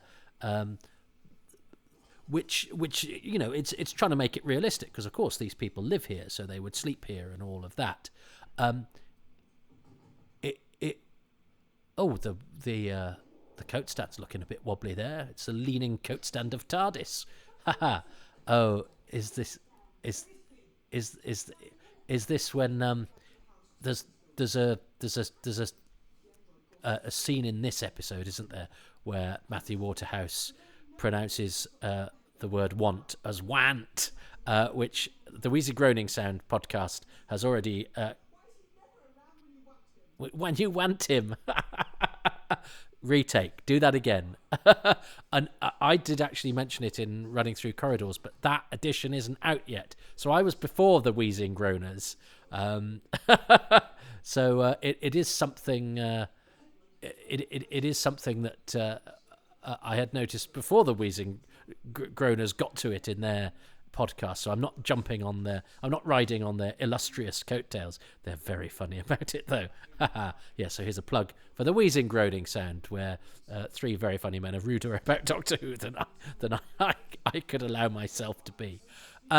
I found as a kid, that these people lived in the TARDIS, quite comforting, and I rather liked the idea that everyone had their own room. Eric Dodson's long dead now. I remember when he died. It was because I used to look at the he did sort of slightly startled. I've had my control disc taken off me acting there.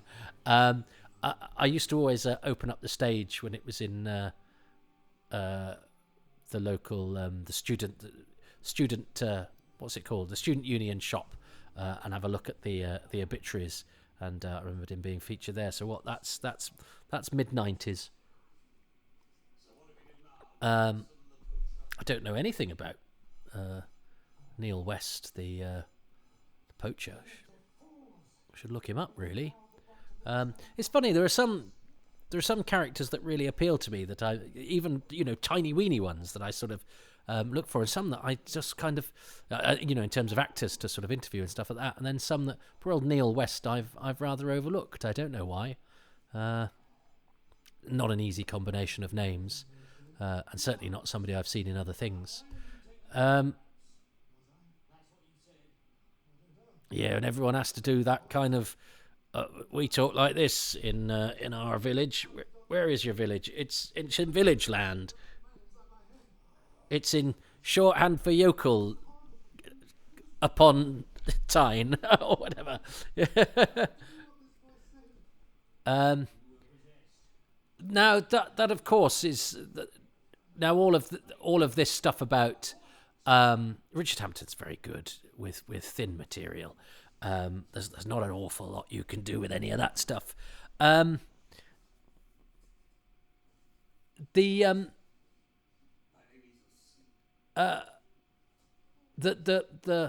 fact that this is set in the past, making all of the Doctor's activities and all of the pteroleptils, equipment, etc., making it magic. I find quite a winning idea, because then it adds, it foments the danger, if you like, because villagers are untrusting of people coming, because of plague, but you'd still sort of go, well, just keep your distance. But if people come with potentially plague, but then get up to activity that looks like witchcraft, well, then they're going to want to chop their heads off or burn them or whatever, and that sort of adds to the drama. So that's and I find, the sort of, the fear of the mob, I find quite a compelling, dramatic device.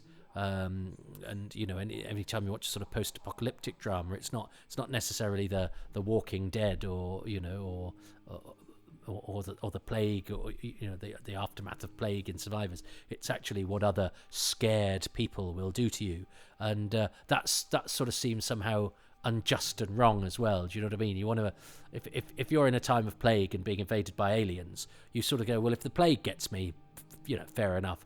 If I get killed by aliens, that's fair enough. But if I get misdiagnosed as a warlock or as a baddie or something by people who I would under ordinary circumstances get on with, that seems somehow a bit more tragic. It's sort of like friendly fire, and would seem a sort of a particularly unfair way to go. I don't know if that's just me, but I always find that in sort of post-apocalyptic dramas and stuff, if somebody is killed by another human, having survived, there's a bit in the second episode of Survivors where George Baker's character sentences this guy to death for looting or whatever, and you go, oh God, he survived the plague. He's sort of trying to make a stab of it, and he dies because of someone else who's in the same boat as him. That to me is sort of more evil in a way than the death by apocalypse.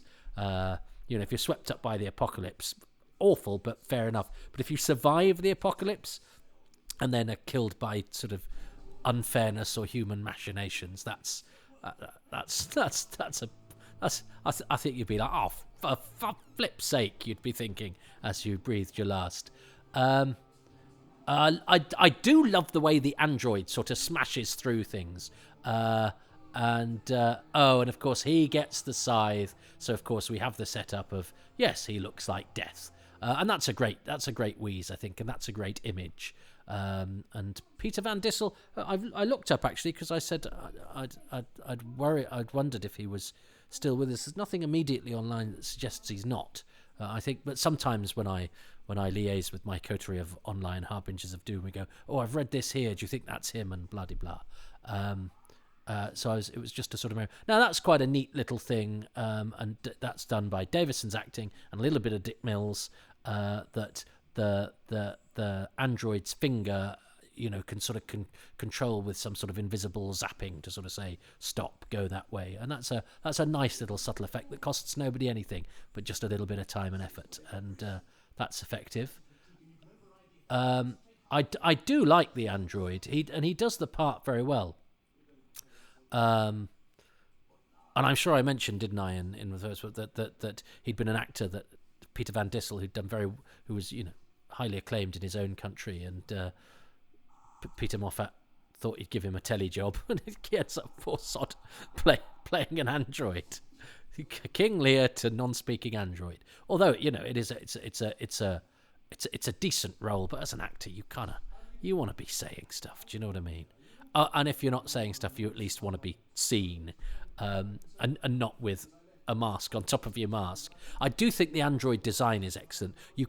I think you can tell that they're cricket gloves. I played cricket at school at this sort of age, so those, but I didn't mind them so much because they're quite subtle cricket gloves. The cyber cricket gloves in Silver Nemesis are very, very self-consciously attention-seeking cricket gloves that scream cricket and nothing else. I think the android's cricket gloves, or at least cricket gloves that could be co-opted to spacefaring. That this is not natural to my physiognomy is a lovely line. And I like all of this. I like the fact that the Doctor knows about the pteroleptils. This is a bit of world building. This is slightly Robert Holmesy, the Tinclavic mines on Raga. Love all of that sort of stuff. And the Doctor's pteroleptil law was never my strong point. This is all good. It's sort of exposition, but it lives and breathes. It's got texture to it. Nobody's taking the mick. Davison's playing it absolutely seriously. the pterodactyl has character. I love his breathing gills and everything like that. So yeah, it's quite dialogue heavy. It's a bit of back and forth, but it's lovely. And the Doctor going, and it's quite a nice negotiation. The Doctor saying, I'll take you somewhere, and him going, nah, this'll do us, thanks. Yeah, this is good. I think this is good. Davison is excellent. He's got authority and intelligence and morality. And he's doing RP as well, which is interesting, Michael Melia, because he's poshed up slightly from his normal speaking voice, which is very interesting, because it buys into that we will only accept RP aliens, and we sort of notice when they're not, which is just a dramatic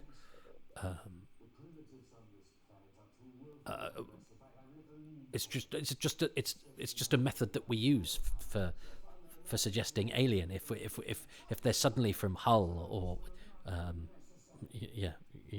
Barrow and Furness or something, it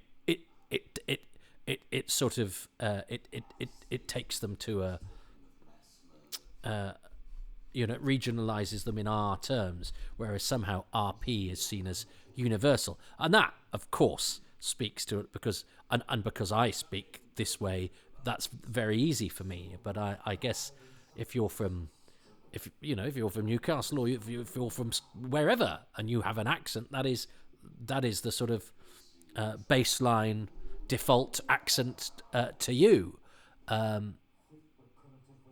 So you wouldn't think, oh, that's that. Well, you would think he sounds like me. But no, it's interesting, isn't it? It speaks to quite a lot. It's something I need to think about and not extemporize on, because then I'll explain it better. But it's worth noting. Now I like Richard Mace. I mean, he Michael Robbins refused to do the sort of the line as written is, he's talking about mass murder. You want a bit of panic or a bit of confrontation, and he's decided not to make that kind of effort, and he gets away with it because he's that sort of character, and he's decided to do it a lot flatter and a lot less sort of emotional and demonstrative. But I think it is playing against the line as written. He does everything as a kind of wily observation rather than as a moment of shock or peril. Adric's being. I mean, I wonder what they were thinking when they made Adric on paper. This is nothing to do with Matthew Waterhouse, whose performance we can talk about at another time.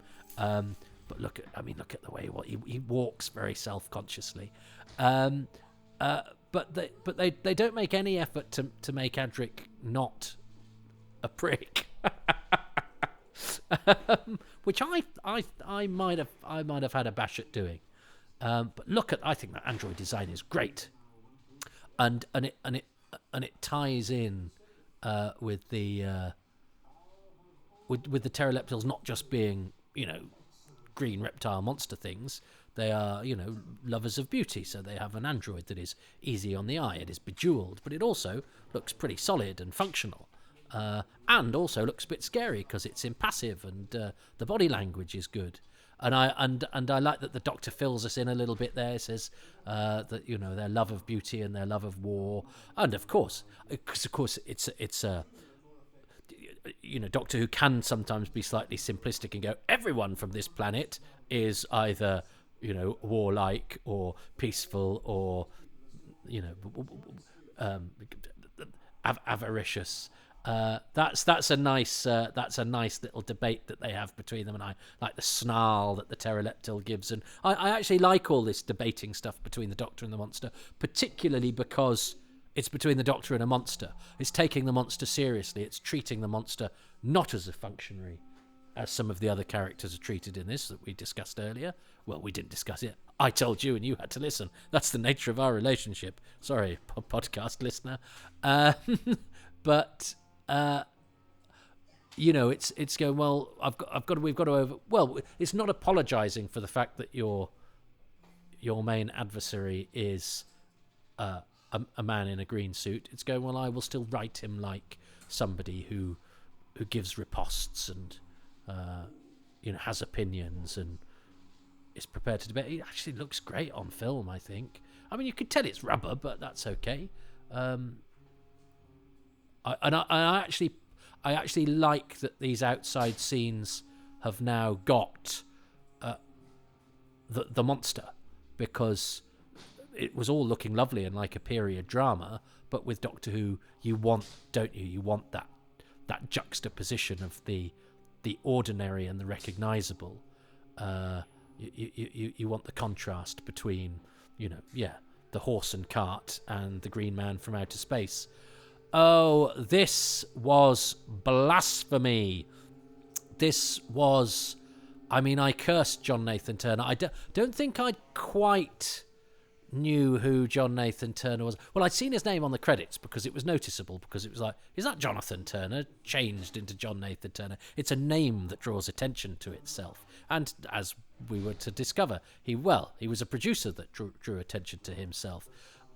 But certainly I felt, and with this story being historical and having aliens and being an invasion thing, this was more my cup of tea than the dance-a-thon of Four to Doomsday, the geometry of death that was Castrovalva, and the Buddhism of doom that was Kinder. This was sort of alien invasion, and then they destroy the sonic screwdriver. Anything from the past was good. It was from before I was born, so it was better. Anything from the present is a trickier prospect because I'm involved, and therefore it's sullied. So you don't get a thing from the past and put it in a present show like this and destroy it. You don't destroy the sonic screwdriver. Now, I actually don't think, as it happens, the show missed the sonic screwdriver, but then it's interesting that when Russell T Davies came back, he introduced it without a second's thought, and the poor old black rat and its flea. I think that's a really nice line too. Davison's so good in this, and they write well for him. He gets Saywood actually gives the Fifth Doctor lots of nice lines. There's a tone to the Fifth Doctor, his sort of dry sense of humour and his slightly wounded philosophical outlook and all of that. A final visitation. Always like a story that mentions its title. Acquire androids. I like Amelia's delivery there. It's very naturalistic and very nice, without undermining the his alien nature. Now we'd probably go for a bit more movement, maybe, and maybe something with the voice. But I actually think this is very effective, because actually the costume's doing the work, and you sort of want clarity, and you want directness, and you want a dramatic performance. And I think he's doing a great job. And I love that. It's not supposed to be an argument; it was a statement. That's the sort of argumentative back and forth you tend not to get with the Doctor and a non-human adversary. I think that's really effective. I like all of that. But no, the destruction of the sonic screwdriver was enough to make me, when I look back on this season, and sort of go, well, what are my favourite stories? The Visitation got minus points for what is like 2 seconds of the drama, but the destruction of the sonic screwdriver. Now, of course, that I know the sonic screwdriver is back, and there's been plenty of Doctor Who stories before the sonic screwdriver came into being that were perfectly fine. But to me, it seemed like an insult to the past. I'm very much about treating what has gone before you with a certain amount of reverence, because it got us to where we are now.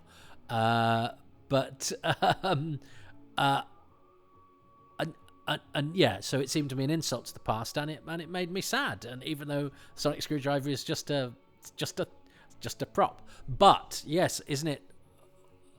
It's worth noting that that decision made by Nathan Turner was then reversed by, well, it's in the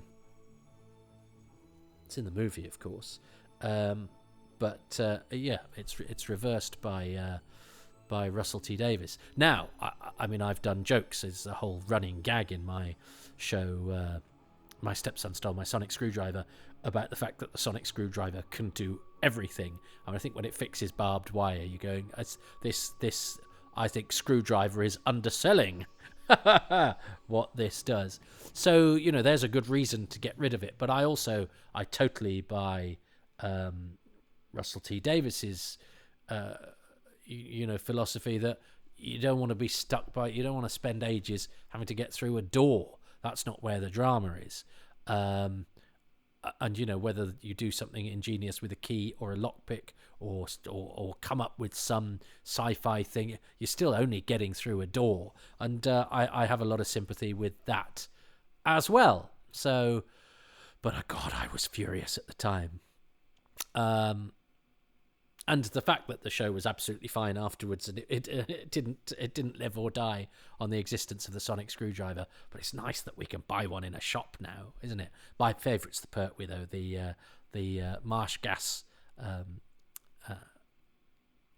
igniting one of Carnival of Monsters, and the landmine reverberating one of the Sea Devils. Again, both of those are things that screwdrivers can't do. So I've got terrible double standards. But we all have. That's the thing. We all let go of the things that we kind of like. You can intellectualize all you like, but you like what you like, and you don't want like what you don't like. And sometimes when somebody does something that you wouldn't like somebody else doing, you don't mind them doing it, because which is weird, because I don't dislike Russell T Davis's Doctor Who. It's probably my consistently right up there for me. I love it, but I chortle at the amount of things the sonic screwdriver can do. Well, it's not just Russell's era; it's Stephen Moffat's as well. It's sort of all of modern Who. The sonic screwdriver is like a Swiss Army screwdriver, a Space Army screwdriver. And whereas and in the classic series, it opened doors and blew up landmines and ignited marsh gas and bloody blah. But that's okay. Because it all happened before I was born, so it wasn't taking liberties with what is established in my own head. It makes. I'm not expect. Don't be listening to this and going, that's not a very good argument. Wasn't as in the words of the pterodactyl, it's not supposed to be an argument. It's a statement. I like, my favourite bits of those episodes are the face-offs, the exchanges, the good dialogue, the good acting, the dramatic face-offs between the Doctor and the pterodactyl. I think they make no apology for what the pterodactyl is. They take it all very seriously. Davison's dialogue's good. The pterodactyl's dialogue's good. They're both very good actors. And it's the fact that he's talking to a monster like that, and the program's going, we're taking this seriously, and we're not, and they let the costume speak for itself and let the actor just do his work, and they're having interesting conversations. The stuff about the stuff and all the backstory about the pterodactyls. I just think it's all dramatic, it's all interesting, and it keeps the flow of the story, and it's a welcome relief after the first 10 minutes of sort of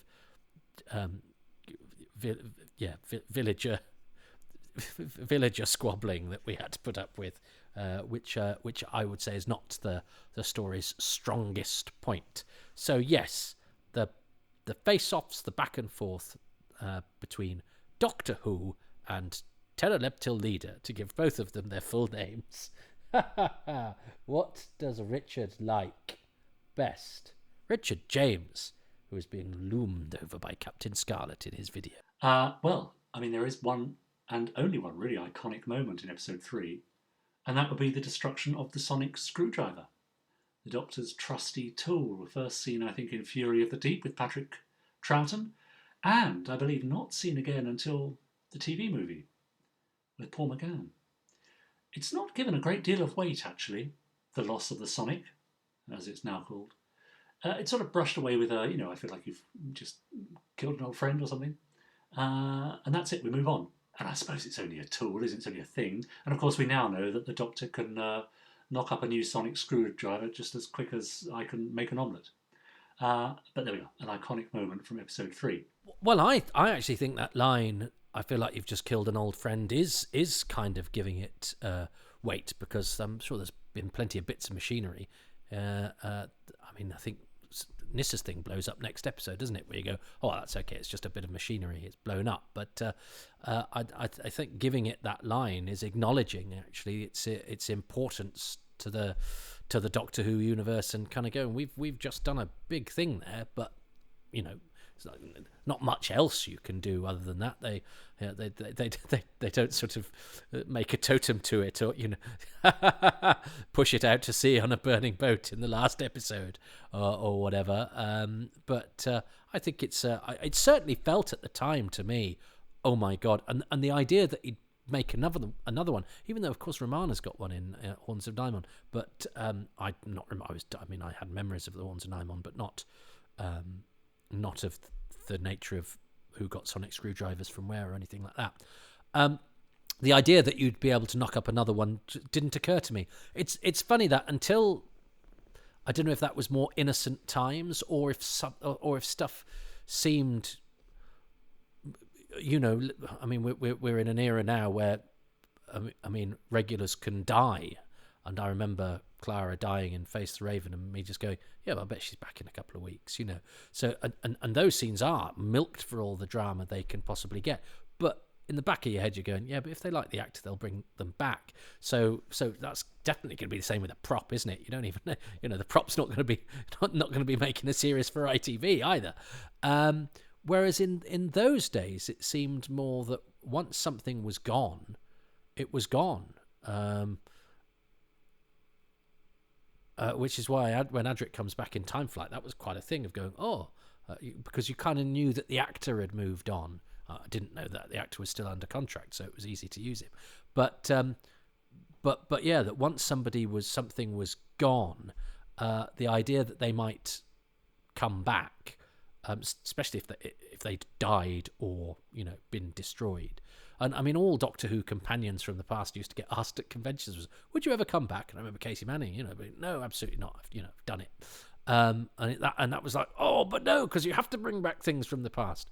Whereas, of course, now I sort of go, well, no, I like to see what's new. Who is going to be the new companion? I've had plenty of time with it. But of course, in those days, we didn't have the videos, so we couldn't revisit the ones that we loved from the past. So therefore, the only way we could see them is them coming back, you know, in the present day. But also, it seemed like a reward to sort of say, well, you were a part of Doctor Who and it was really, really special. So, you know, if we bring you into the present Doctor Who, you'll make it good. You'll bestow your luster upon it, you know. Whereas, so the sonic screwdriver, Richard is right. Its debut is Fury from the Deep, which I've just done actually in Happy Times and Places. So we've gone from the beginning to the end of the sonic screwdriver. It really felt like the end of days for the poor thing, the poor sonic screwdriver. The idea that he'd build another one didn't occur. It was like, no, that's been destroyed. And you know, the writers gave it weight by saying, you know, this is an old friend. This is not just a piece of machinery. This is part of the show's iconography that the new producers just destroyed because of... and of course, he then messes with that with the Attack of the Cybermen and the TARDIS, you know, and threatens to change things about. And we fear change. So I wouldn't have chosen that. I can see why Richard chooses it, because he says it's an iconic moment. It was certainly a moment of impact, but I don't think it will ever be my favourite thing, just because of the sort of race memory I have of how that made me feel at the time. And even though I know that it sort of turned out all right and it had no great impact on Doctor Who either way, it sort of broke my heart and made me angry as a youngster. And I've not quite got over that, even if I can divorce it from the rest of the Visitation and not allow it to sully my enjoyment of the story. And in fact, I think the second half of that episode is much, much better than the first, and the second half has the destruction of the screwdriver. But no, the problem with that episode is the barn full of nameless villagers, setting their way, to no good purpose, really. So look, yeah, I'm really enjoying this story, and I only say that just to point out that I think the episode is stronger in the second half. I still enjoy that episode. I find it great fun, and whilst all the villager stuff's going on, you've got Richard Mason, the Doctor, this excellent Doctor played by the brilliant Peter Davison, trapped. So there's plenty to keep your interest, and Matthew Waterhouse skipping along like a sort of slightly disjointed marionette. Trying to work out what he wants. And what I want to do is go and just check on Shirley. I don't know if my microphone picked it up, but the lift came up and down, and so there's a bit of clunking, for which I apologise. I try to keep these as professional as possible, but she didn't interrupt me, so presumably she's not dying. But I want to go and just see what she wanted, and I will very much look forward to joining you for the final episode of The Visitation, which I'm sure will set us all on fire. But until then, stay safe and keep away from those black rats. So I said stay safe then, didn't I? Like it was still in lockdown. We're not in lockdown. Haven't recorded this so long ago. It's still in lockdown. But I suppose it's reminiscent, because when I started doing gigs again after lockdown, I go, did you have a good plague? Yes, the sort of quarantine thing, I suppose, has a slightly different edge to it. But stay safe is good advice generally anyway. But it seems somehow less pertinent when we're not surrounded by contagion. Instead, we've just got the threat of nuclear war and being plunged into abject poverty. Oh dear, they didn't know when they had it good, did they, those villagers? Right, cheerio. Right then, this is podcast host man speaking to podcast listener man or woman, trying not to be boring man, but being interesting man. Yes, we're in the world of The Visitation, where everyone is known by their job title or race, if you're one of the aliens. So we are racing for the conclusion. God, I can remember the room in my mum's, in our house. It was always a very cold house, so there was always a fire on. So it always seemed like winter, even if it wasn't. And the cold, dark nights is what I associate Doctor Who with. Cold, dark nights, a roaring fire. And the room that we called the study in our house, because it'd been my dad's study, but he wasn't there anymore, so it got transformed into the sort of the room where the family watched a black and white portable telly, where you had to turn a dial to go from channel to channel and hope that the picture stayed stable, and you had to fiddle with the aerial if the weather was bad, all sorts of things that you young whippersnappers don't understand. Instead, what you have is a system entirely reliant, that's what we have now, because we don't have a telly plugged in. We get it all through the internet. So if the internet goes off, you can't do anything. You can't do anything, which I think it's like TMAT. I think there's a flaw. I'm all for having something plugged in that you can bash, because you also bash the telly sometimes if it didn't work. Yeah, so I'm sure people will look back on some 50 years time and go, what? So if the internet was off, it meant that nothing in their house worked properly anymore. Yep. Idiots. What savages they were. Yes, you have to be careful, iPhone man, not to get too reliant on that technology. Anyway, I am going to watch, The Visitation, episode 4, and we will press play in 3, 2, 1.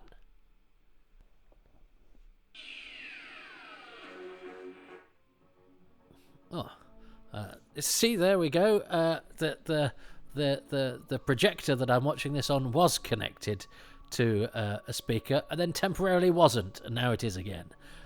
You see all this technology. It's marvelous, and then one day the machine stops. Oh, have you read The Machine Stops? E.M. Forster. There's an episode of Out of the Unknown based on it, starring Yvonne Mitchell, directed wonderfully by Philip Saville. But I read the short story. It's basically about the internet breaking down. It's a fabulous piece of writing. There's some now. I haven't even really mentioned the rest. Oh, the episode starts with the line "a final visitation." It's the visitation, a final visitation, and it's also the final part of the visitation. And I quite like the fact that the terror. I mean, it's quite sort of mass murdery, isn't it? To go, there's 3 of us who need somewhere to live. We will happily destroy everybody on this planet in order to give us quite an airy home. So what's their plan? Is it just to kill everybody in England? Just to kill everybody in the vicinity of London? Or are they hoping it spreads everywhere? I think he looks great, even just in the doorway, shutting there. But I haven't mentioned the rats. Rats are spooky things.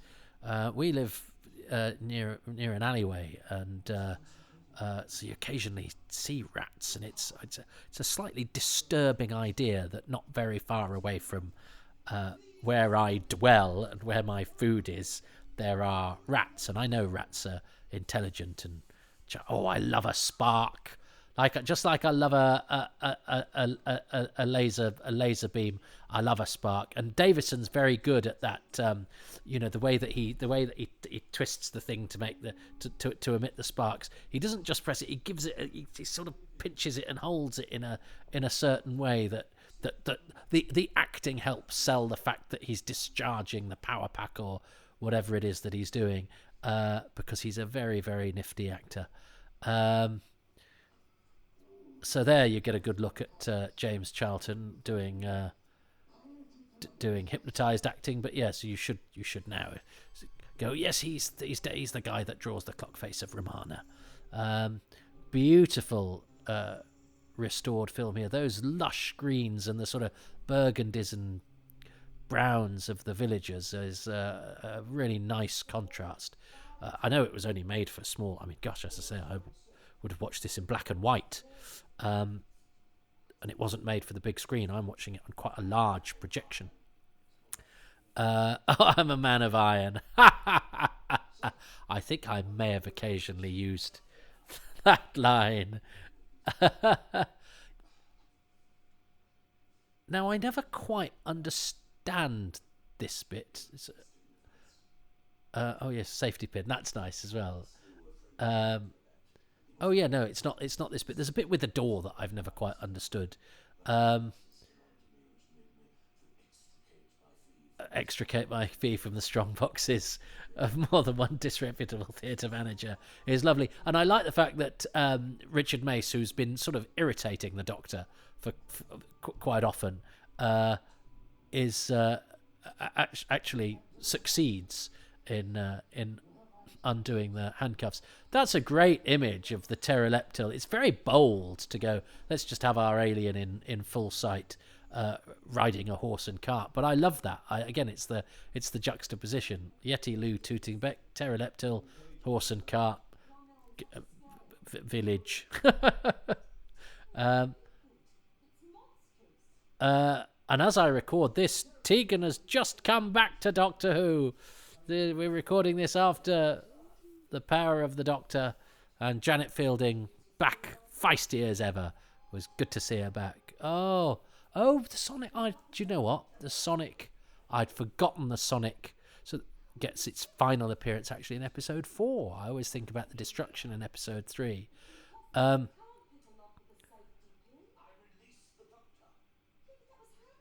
Yes, this is the bit I don't quite understand, because I don't get this bit about he shoots the door lock and it's above, uh, I don't understand. I just don't understand. I don't know what I'm supposed to be getting out of this. It's nice that we have the shot and the little bit blows out, and that's nicely timed, and that works. I yes. Is there something I don't know about locks that suggests that that is the reason why the bullet has opened the door? Maybe I'm just being a bit thick. Maybe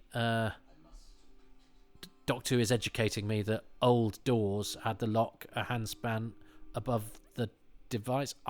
Or it's a bit of business or a joke. I don't understand.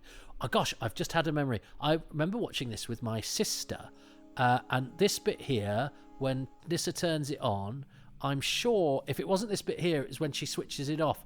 She said, there was a gap between her flicking the switch and the shaking, either stopping and finishing. And is it this bit? I felt then that she'd imagined it, and it's that an early manifestation in my life of people watching to sort of go pick holes, and you go, even if she did, you have to be looking for it, or you have to decide that that's what it's doing. And why? I remember my son's talking about video games. I think I've mentioned this before, or looking online for movie gaffes and some it is quite fun to occasionally spot those things, but to sort of go looking or to make the assumption that because quite often you read in these list of mistakes on IMDb, they quite often will list a mistake and you go, that's not a mistake, you've just misunderstood that, like you don't know that where the lock on a medieval door is, but this desire to sort of look at something and find fault with it is I suppose it's because I make stuff. I just sort of think, give us a break and be transport. Give us the benefit of the doubt. This is a nice image actually of the miller with his little flintlock. What is it? What are those guns called? Flintlock, musket? No, musket's a bigger one. In the contrasting, he's doing the opposite of what the pteroleptil was doing. The monster in the English countryside, the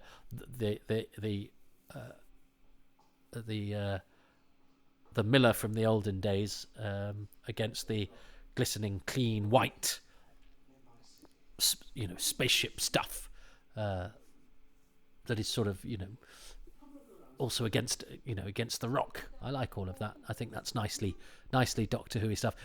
Very good Davison stuff there, of where he sounds like he's just allowed to lose his temper. It's a lovely little piece of texture to the acting. He sort of goes, "Will you?" And his voice goes so high it's almost going to break with sort of frustration and annoyance and anger. And then he pauses and gathers himself and then tries to be over polite. He adds that's a great image of death in the forest. Wonderful. That's another lovely Doctor Who-y thing. I do think the android is very effective, and that's that's a good piece of conception on the writer's behalf. Going, well, I can give my alien machine free passage if it disguises itself as death, and that scares off any villagers, creates an effective sci-fi image, ties it in with the time I'm setting in the story. Yeah, it's a really effective part of it. I like that. The lighting's very nice in here. It's got a sort of green hue to suggest that the pteroleptils like lighting stuff the same colour as them. But again, it's a nice visual shorthand, and it gives it a nice, interesting sort of colour palette and tone that contrasts with, the atmosphere in different locations in this story. I think that's really effective. Good lighting, well done. He's great, Davison. Why didn't I like him? Because he wasn't Tom Baker. Change, you see. I like the music. And I was in love with Nissa. And I like things like the TARDIS toolbox. Those those were things you could sort of draw and think about, and maybe make a list about, and you're sort of thinking, why didn't you make toys of this sort of stuff? It's because Doctor Who was popular. 9 million, was it 7? But a lot of people were watching Doctor Who at this time period, and there was so little to buy, which seems insane now when you think about it, especially when there were sort of Star Wars figures and those sorts of things. And I know when the Dapples came out, they didn't sort of sell brilliantly and all of that sort of thing. But is it because, and the Dennis Fisher ones, I don't think set the world alight. So why was it that Star Wars figures sold so much, and yet Doctor Who, which was watched by a lot of people and had and we know now it sells figures. I mean, maybe Destroyed Cassandra and Granny from the Idiot's Lantern aside, if my local Forbidden Planets excess stock was anything to go by, still regret not buying both of those. Was that? I think it was that one that my sister said. And maybe she was on something. It doesn't. Who cares? Love the android. And there's great pictures of this in the Doctor Who: The Making of a Television Program. Of I'm sure of the explosion. That's a neat little effect of it's just somebody pulling at the doily. But that's it's all clever stuff to add to the illusion. And we get a few laser shots here, but there we go. That's and I do like that. It's going out of control. There we go. I do like Nyssa. Well, I like the fact that they've got a fire extinguisher. I mean, you're traveling through space and time. You would have a fire extinguisher just in case something blows up. But it also, again, seems quite quaint, like the whole. You've got a bedside table with nothing on it there. It's sort of quaint functionality. It's quite amusing. But I do like the fact that Nyssa sort of laments the destruction of, the beautiful and impressive creation that was the android. And well done, Peter Van Dissel, for making it quite a sort of scary and scrutable presence just through body language. But it's a great conception, both as death and as the bejeweled, bejeweled armoured automaton that lies beneath. And I like that Nyssa gives it a suitable send off. So the doctor laments his screwdriver, and Nyssa laments the destruction of the android. So there's a lot of machines whose passing is a source of regret in this story, and I think that's quite sweetly Doctor Who-y as well. I don't think there's many episodes of EastEnders where somebody's sad about a car, or many episodes of The Archers where they cry about a combine harvester, or indeed any episodes of Line of Duty where somebody's sad about a microwave. I loved her so much. I wanted her to marry me, and now I've been to her house. I've moved on, but she was a very early object of my affection. Was Nyssa, Sarah Sutton, which is weird because I think I've often ended up with people whose temperament is closer to Tegan's than to Nyssa's.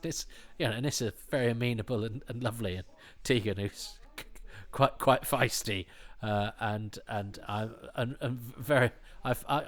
feel I've very much been the cowed person in my relationships. I've not really been the one who's in charge. So maybe I should have tried to hook up with Nyssa, because I think she would have. I would have perhaps not been quite so pathetic. There's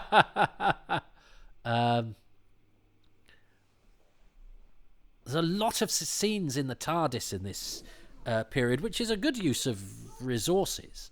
But I was talking about the Cartmel era the other day, and its depletion of the TARDIS scenes, which I think was a good move, because there's a lot of TARDIS stuff that is sort of redundant, certainly in the sort of setups and closings of stories that you'd really trim now. But I did find the TARDIS quite reassuring, and I do like the gag that I'd forgotten because I was talking about hitting the television. I do like the gag. I do love that about the TARDIS, that it doesn't quite work properly and you have to hit it to make it work properly. That, to me, is what makes Doctor Who more than any other programme that might try to be like Doctor Who. It's that sort of charm of the ramshackle. I've mentioned this before. The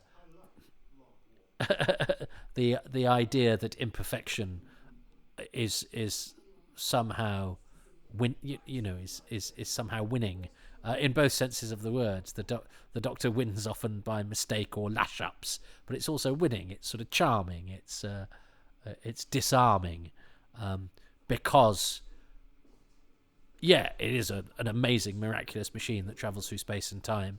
And it's bigger on the inside than it is on the outside, but it doesn't quite work properly. It doesn't do what you want it to do, and therefore you have to rely on your wits.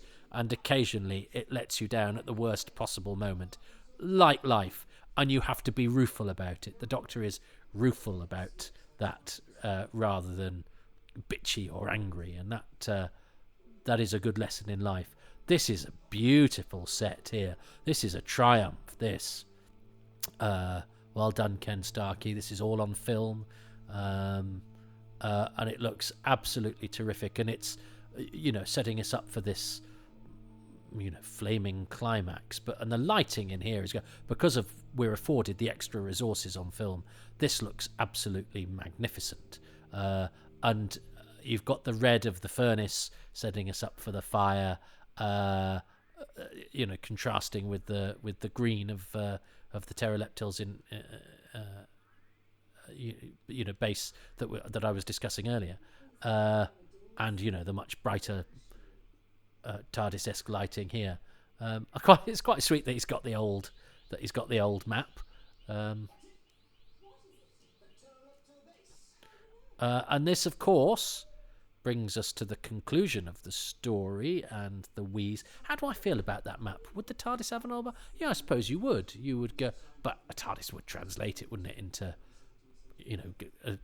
Google, Street View, wouldn't it? But I suppose it's helping to embed us in the time. And again, it's got what I like, that thing of something very oldie worldy on a spanking futuristic scanner screen. Anything where the TARDIS is juxtaposed with that's the beauty of that shape. It looks kind of incongruous, and yet it kind of fits everywhere. It fits within its incongruity. On a beach, against thatched cottages. Or in a spaceship. It looks like a slightly modern interloper here. It looks like a quaint old-fashioned thing in a spangly spaceship. It kind of sticks out everywhere, but without looking silly. It looks sort of charmingly displaced. Now I remember when I got this on video. It's my friend Dave Merrick who I think lent me the Visitation. And I think he must have got his via someone in Australia. Oh, I like the fact that the other two pteroleptils, one of whom is Michael Leader, who was the milkman or postman in EastEnders, who only died a few years ago. I used to see Michael a lot in the Club for Acts and Actors. He was a big whiskey drinker, and he was a stormtrooper as well. But he was a regular at the Club for Acts and Actors, and it had actually been suggested to him that he do an interview, and I hadn't actually spoken to him ever then, and he sort of said no, not for me. And I thought, maybe he's a bit snooty, but actually he towards the end of his life he sort of started to join us, and we had right old chats and everything. And because he was part of the furniture, I was like, I'll speak to him at some point, and then he died, having had a great he got a few lines when Peggy Mitchell left EastEnders. He occasionally got a line, but he was largely a supporting artist. And he's one of these two pteroleptils. And I love the fact that they've got their own colour scheme.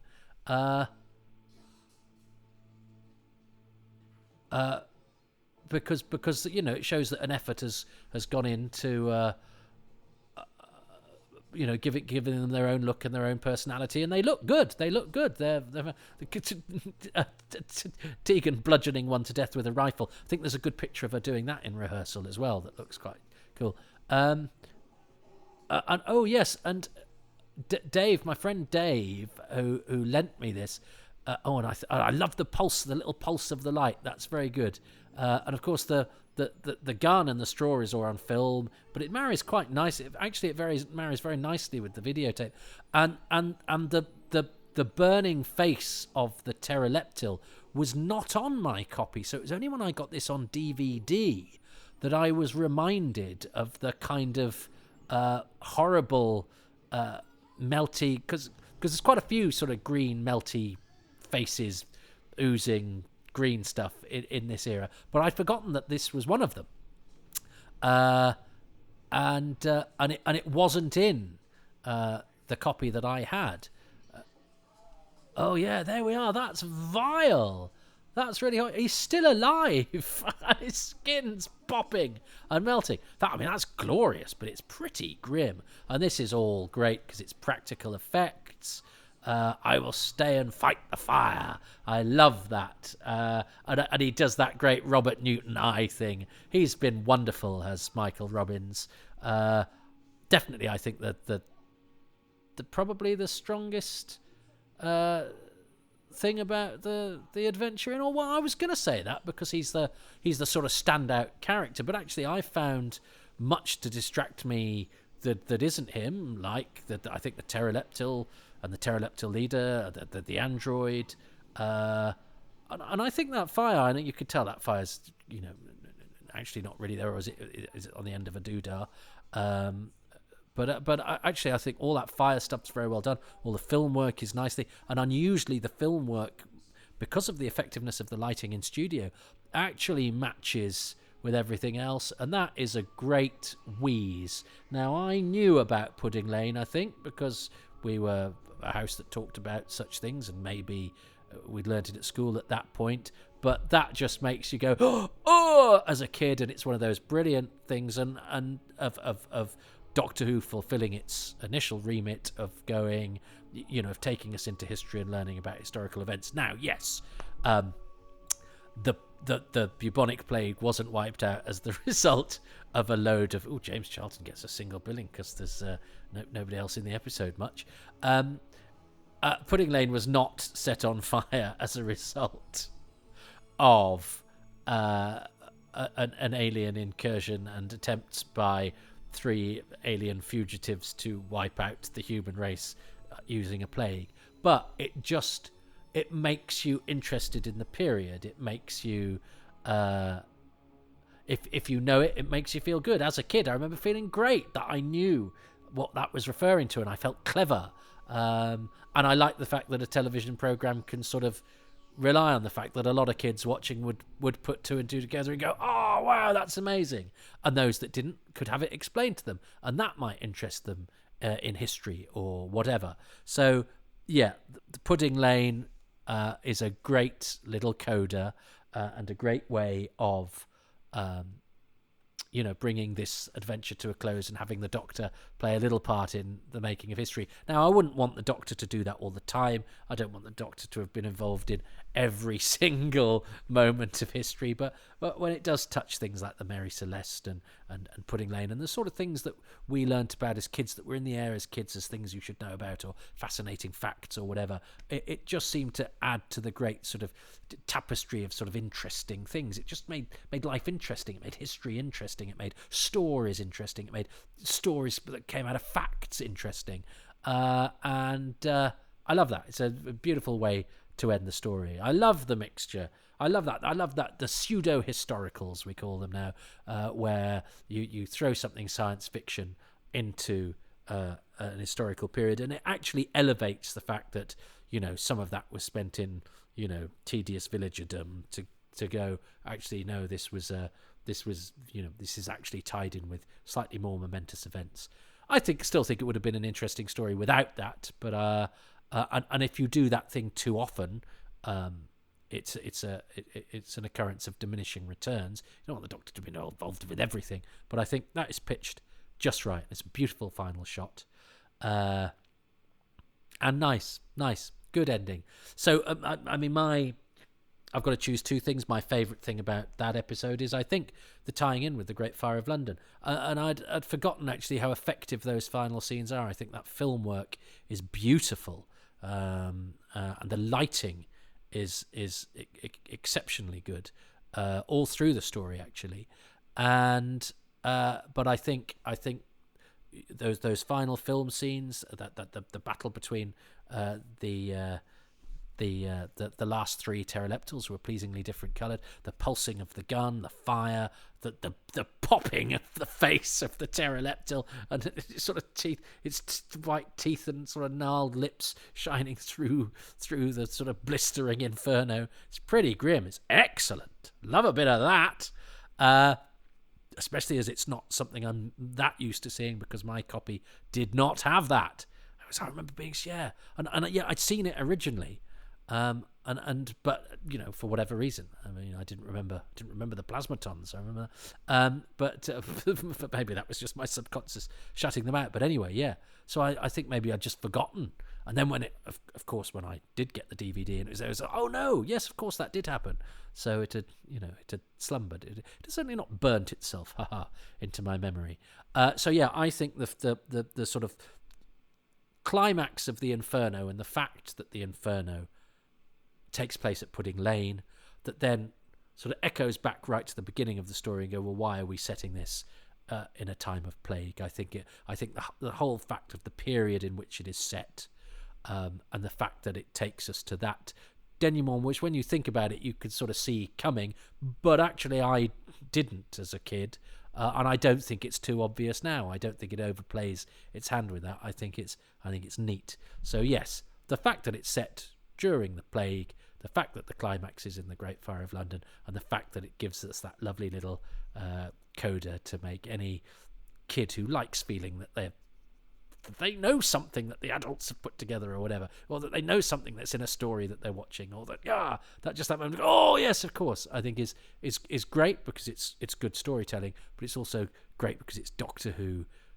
doing the Sidney Newman thing, being a bit Reithian as you can be, informing, educating and entertaining, but yeah, being as Reithian as you can be when you've got three reptile monsters, one of whom's played by the barman of the Old Vic, and one of whom is played by its milkman.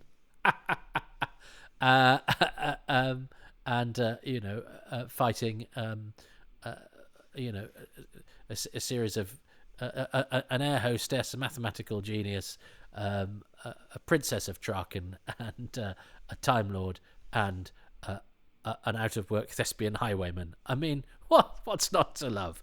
So, and talking of the out-of-work thespian highwayman, my bonus thing, my overall thing, who I do think is the strongest thing on the story, although Michael Melia and the pteroleptal leader spoke to me a lot during this story. I think they really are standouts, but I kind of acknowledge them in episode 3. Well, episodes 2 and 3, the costume and the burnt face was my episode 2 choice, the face-offs from episode 3 choice. So poor old Michael Melia misses out on a nomination, but he should, I'm sure he doesn't give a monkeys, but his performance is all part of the great success of who I think is a superb nemesis, the pteroleptal leader. But I think you have to, and because he divides people, and because he gets a bit of a hard time on the commentary, largely because he clearly wasn't a huge fan of doing the show and spent all his time moaning.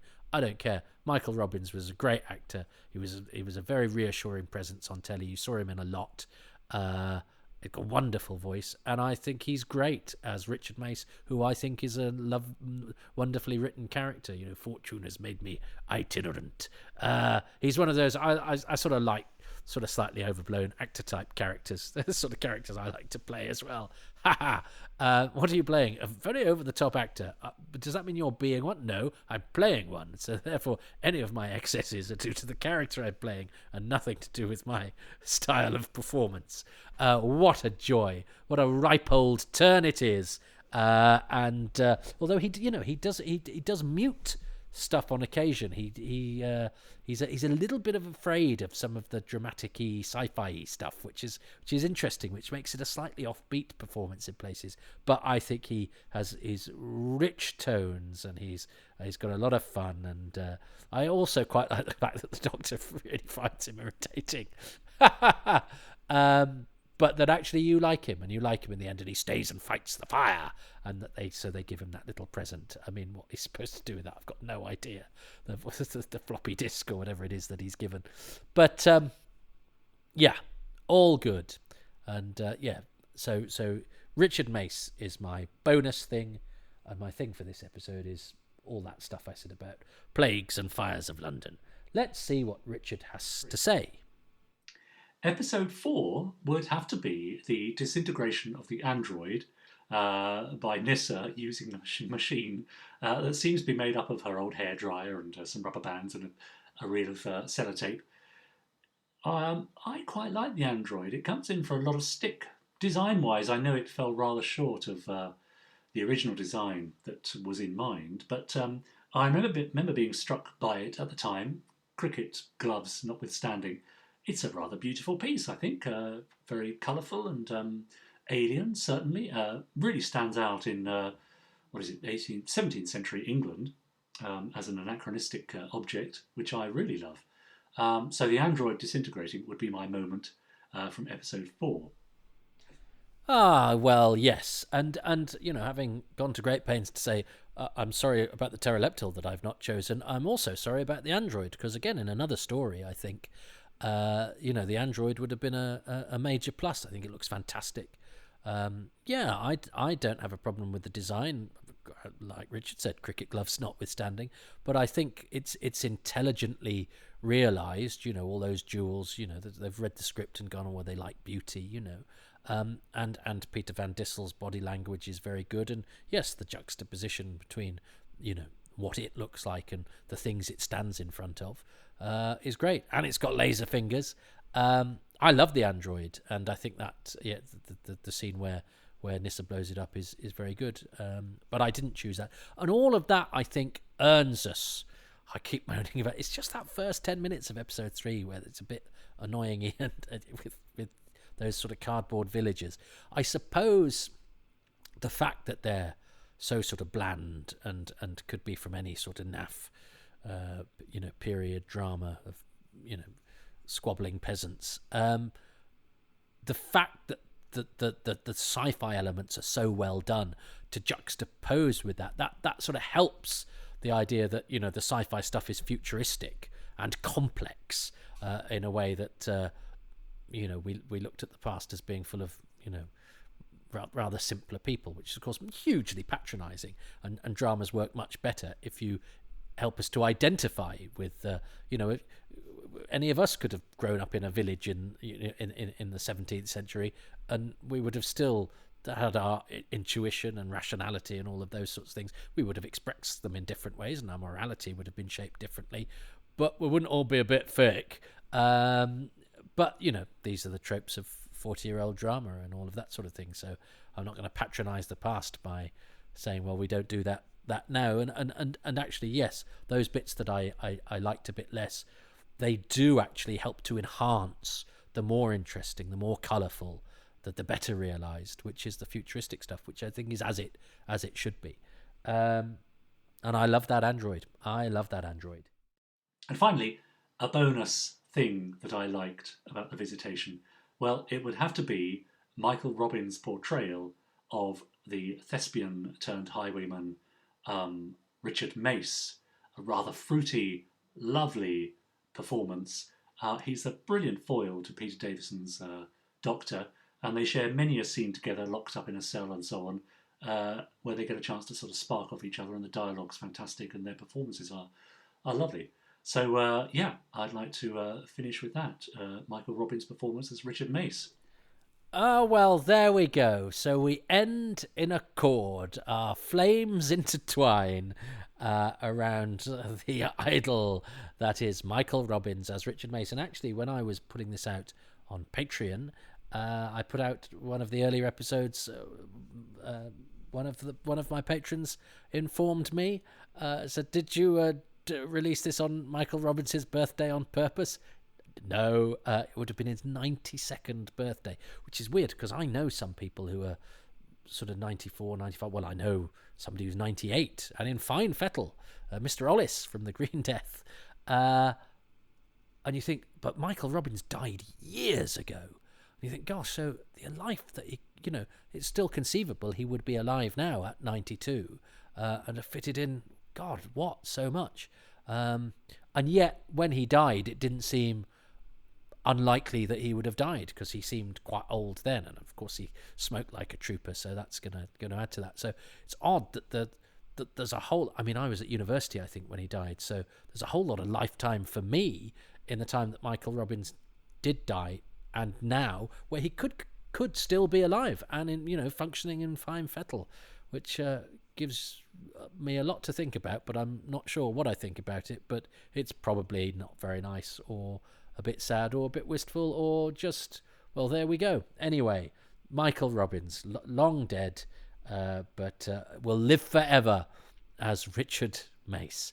And he lives forever in the hearts of both Richard and I, which, seeing as I haven't done particularly well with this Happy Times and Places, where, a reminder, I'm supposed to try to guess more of the things that my guest is going to choose than fewer, because if I choose fewer, I don't win. I never win.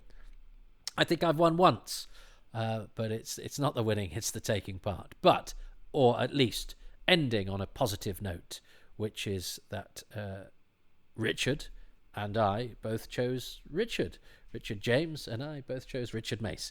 And let's now allow Richard, who's been a splendid guest, to plug his wares. Now, Toby's also very kindly said, if you've got anything to plug, now is the time to do it. So if you would be interested in a series of Victorian detective novels, well, I've written some, as chance would have it, and you can find out all about them at Bowman of the Yard, BOWMAN, bowmanoftheyard.co.uk. Bye for now. Well, Bowman of the Yard, he's plugged very effectively there. I've not had the pleasure, so I should really, and I hope his contribution has drawn you to his wares, because I think we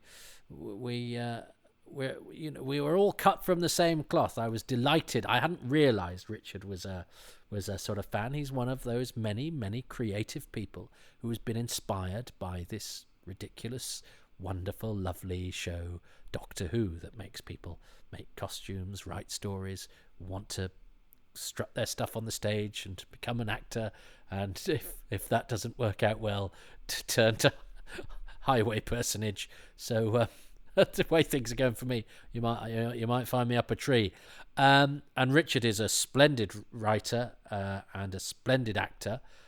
He's in most of the episodes of Space Precinct, about which he wrote in his excellent book, which talks about the fact that was a series that did have a difficult gestation and was eventually pulled, but he writes about it with great insight and great affection, and it's a really well put together chronicle of a show that I only sort of I sort of enjoyed, but didn't give it that much thought to, but I absolutely loved his book. So I'll plug his book as well, and his podcast, and go and avail yourself of what Richard has to offer, because it's a lot. He's also a lovely chap who I've never actually met in the flesh, and that's another thing about this brave new world in which we live, is that you can consider people chums without actually ever being in the same room as them. But I think we inhabit the same sort of mental plane, and I look forward to the day when one day I can shake Richard's hands. But for the moment, I just have to wave to him across cyberspace, thank him for taking part in Happy Times and Places, which I do to you as well, lovely listener. Thank you for putting this. There's so much out there in cyberspace that you could listen to. You've chosen to listen to an out-of-work actor who's robbing you of a little of your time by talking to you in a very one-way conversation about Doctor Who. But it's very nice to know that you're there, and I'm grateful to you.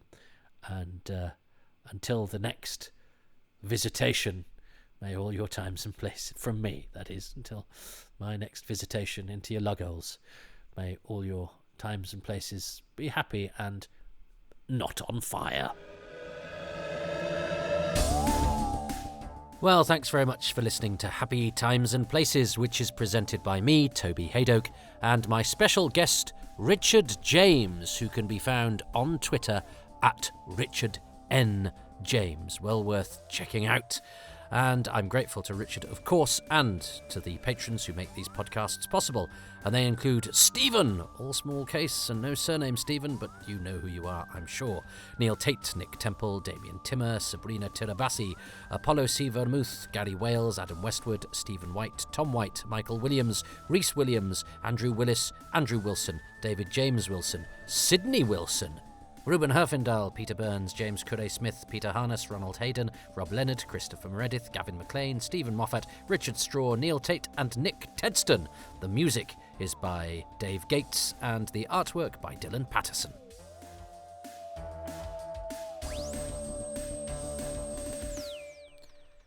If you would like to become a patron of these podcasts, you can go to patreon.com/Toby Haydoke, where for as little as £3 a month you get advance releases, bonus materials, and your name read out on the credits. The tiers go up all the way to whatever you want, but the lowest tier, where everything is available, is £3. There's loads of ways you can support these. Ko-fi.com/Toby Haydoke, likes and subscribes, thumbs up on YouTube, 5-star reviews, anywhere you see them, and a few lines describing what you like as well. It all helps.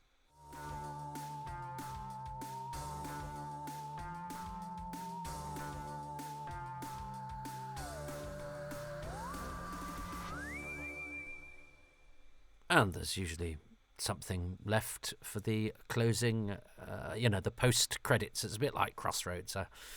Do the closing credits and then there's a sting in the tail. Although now Doctor Who has a twist.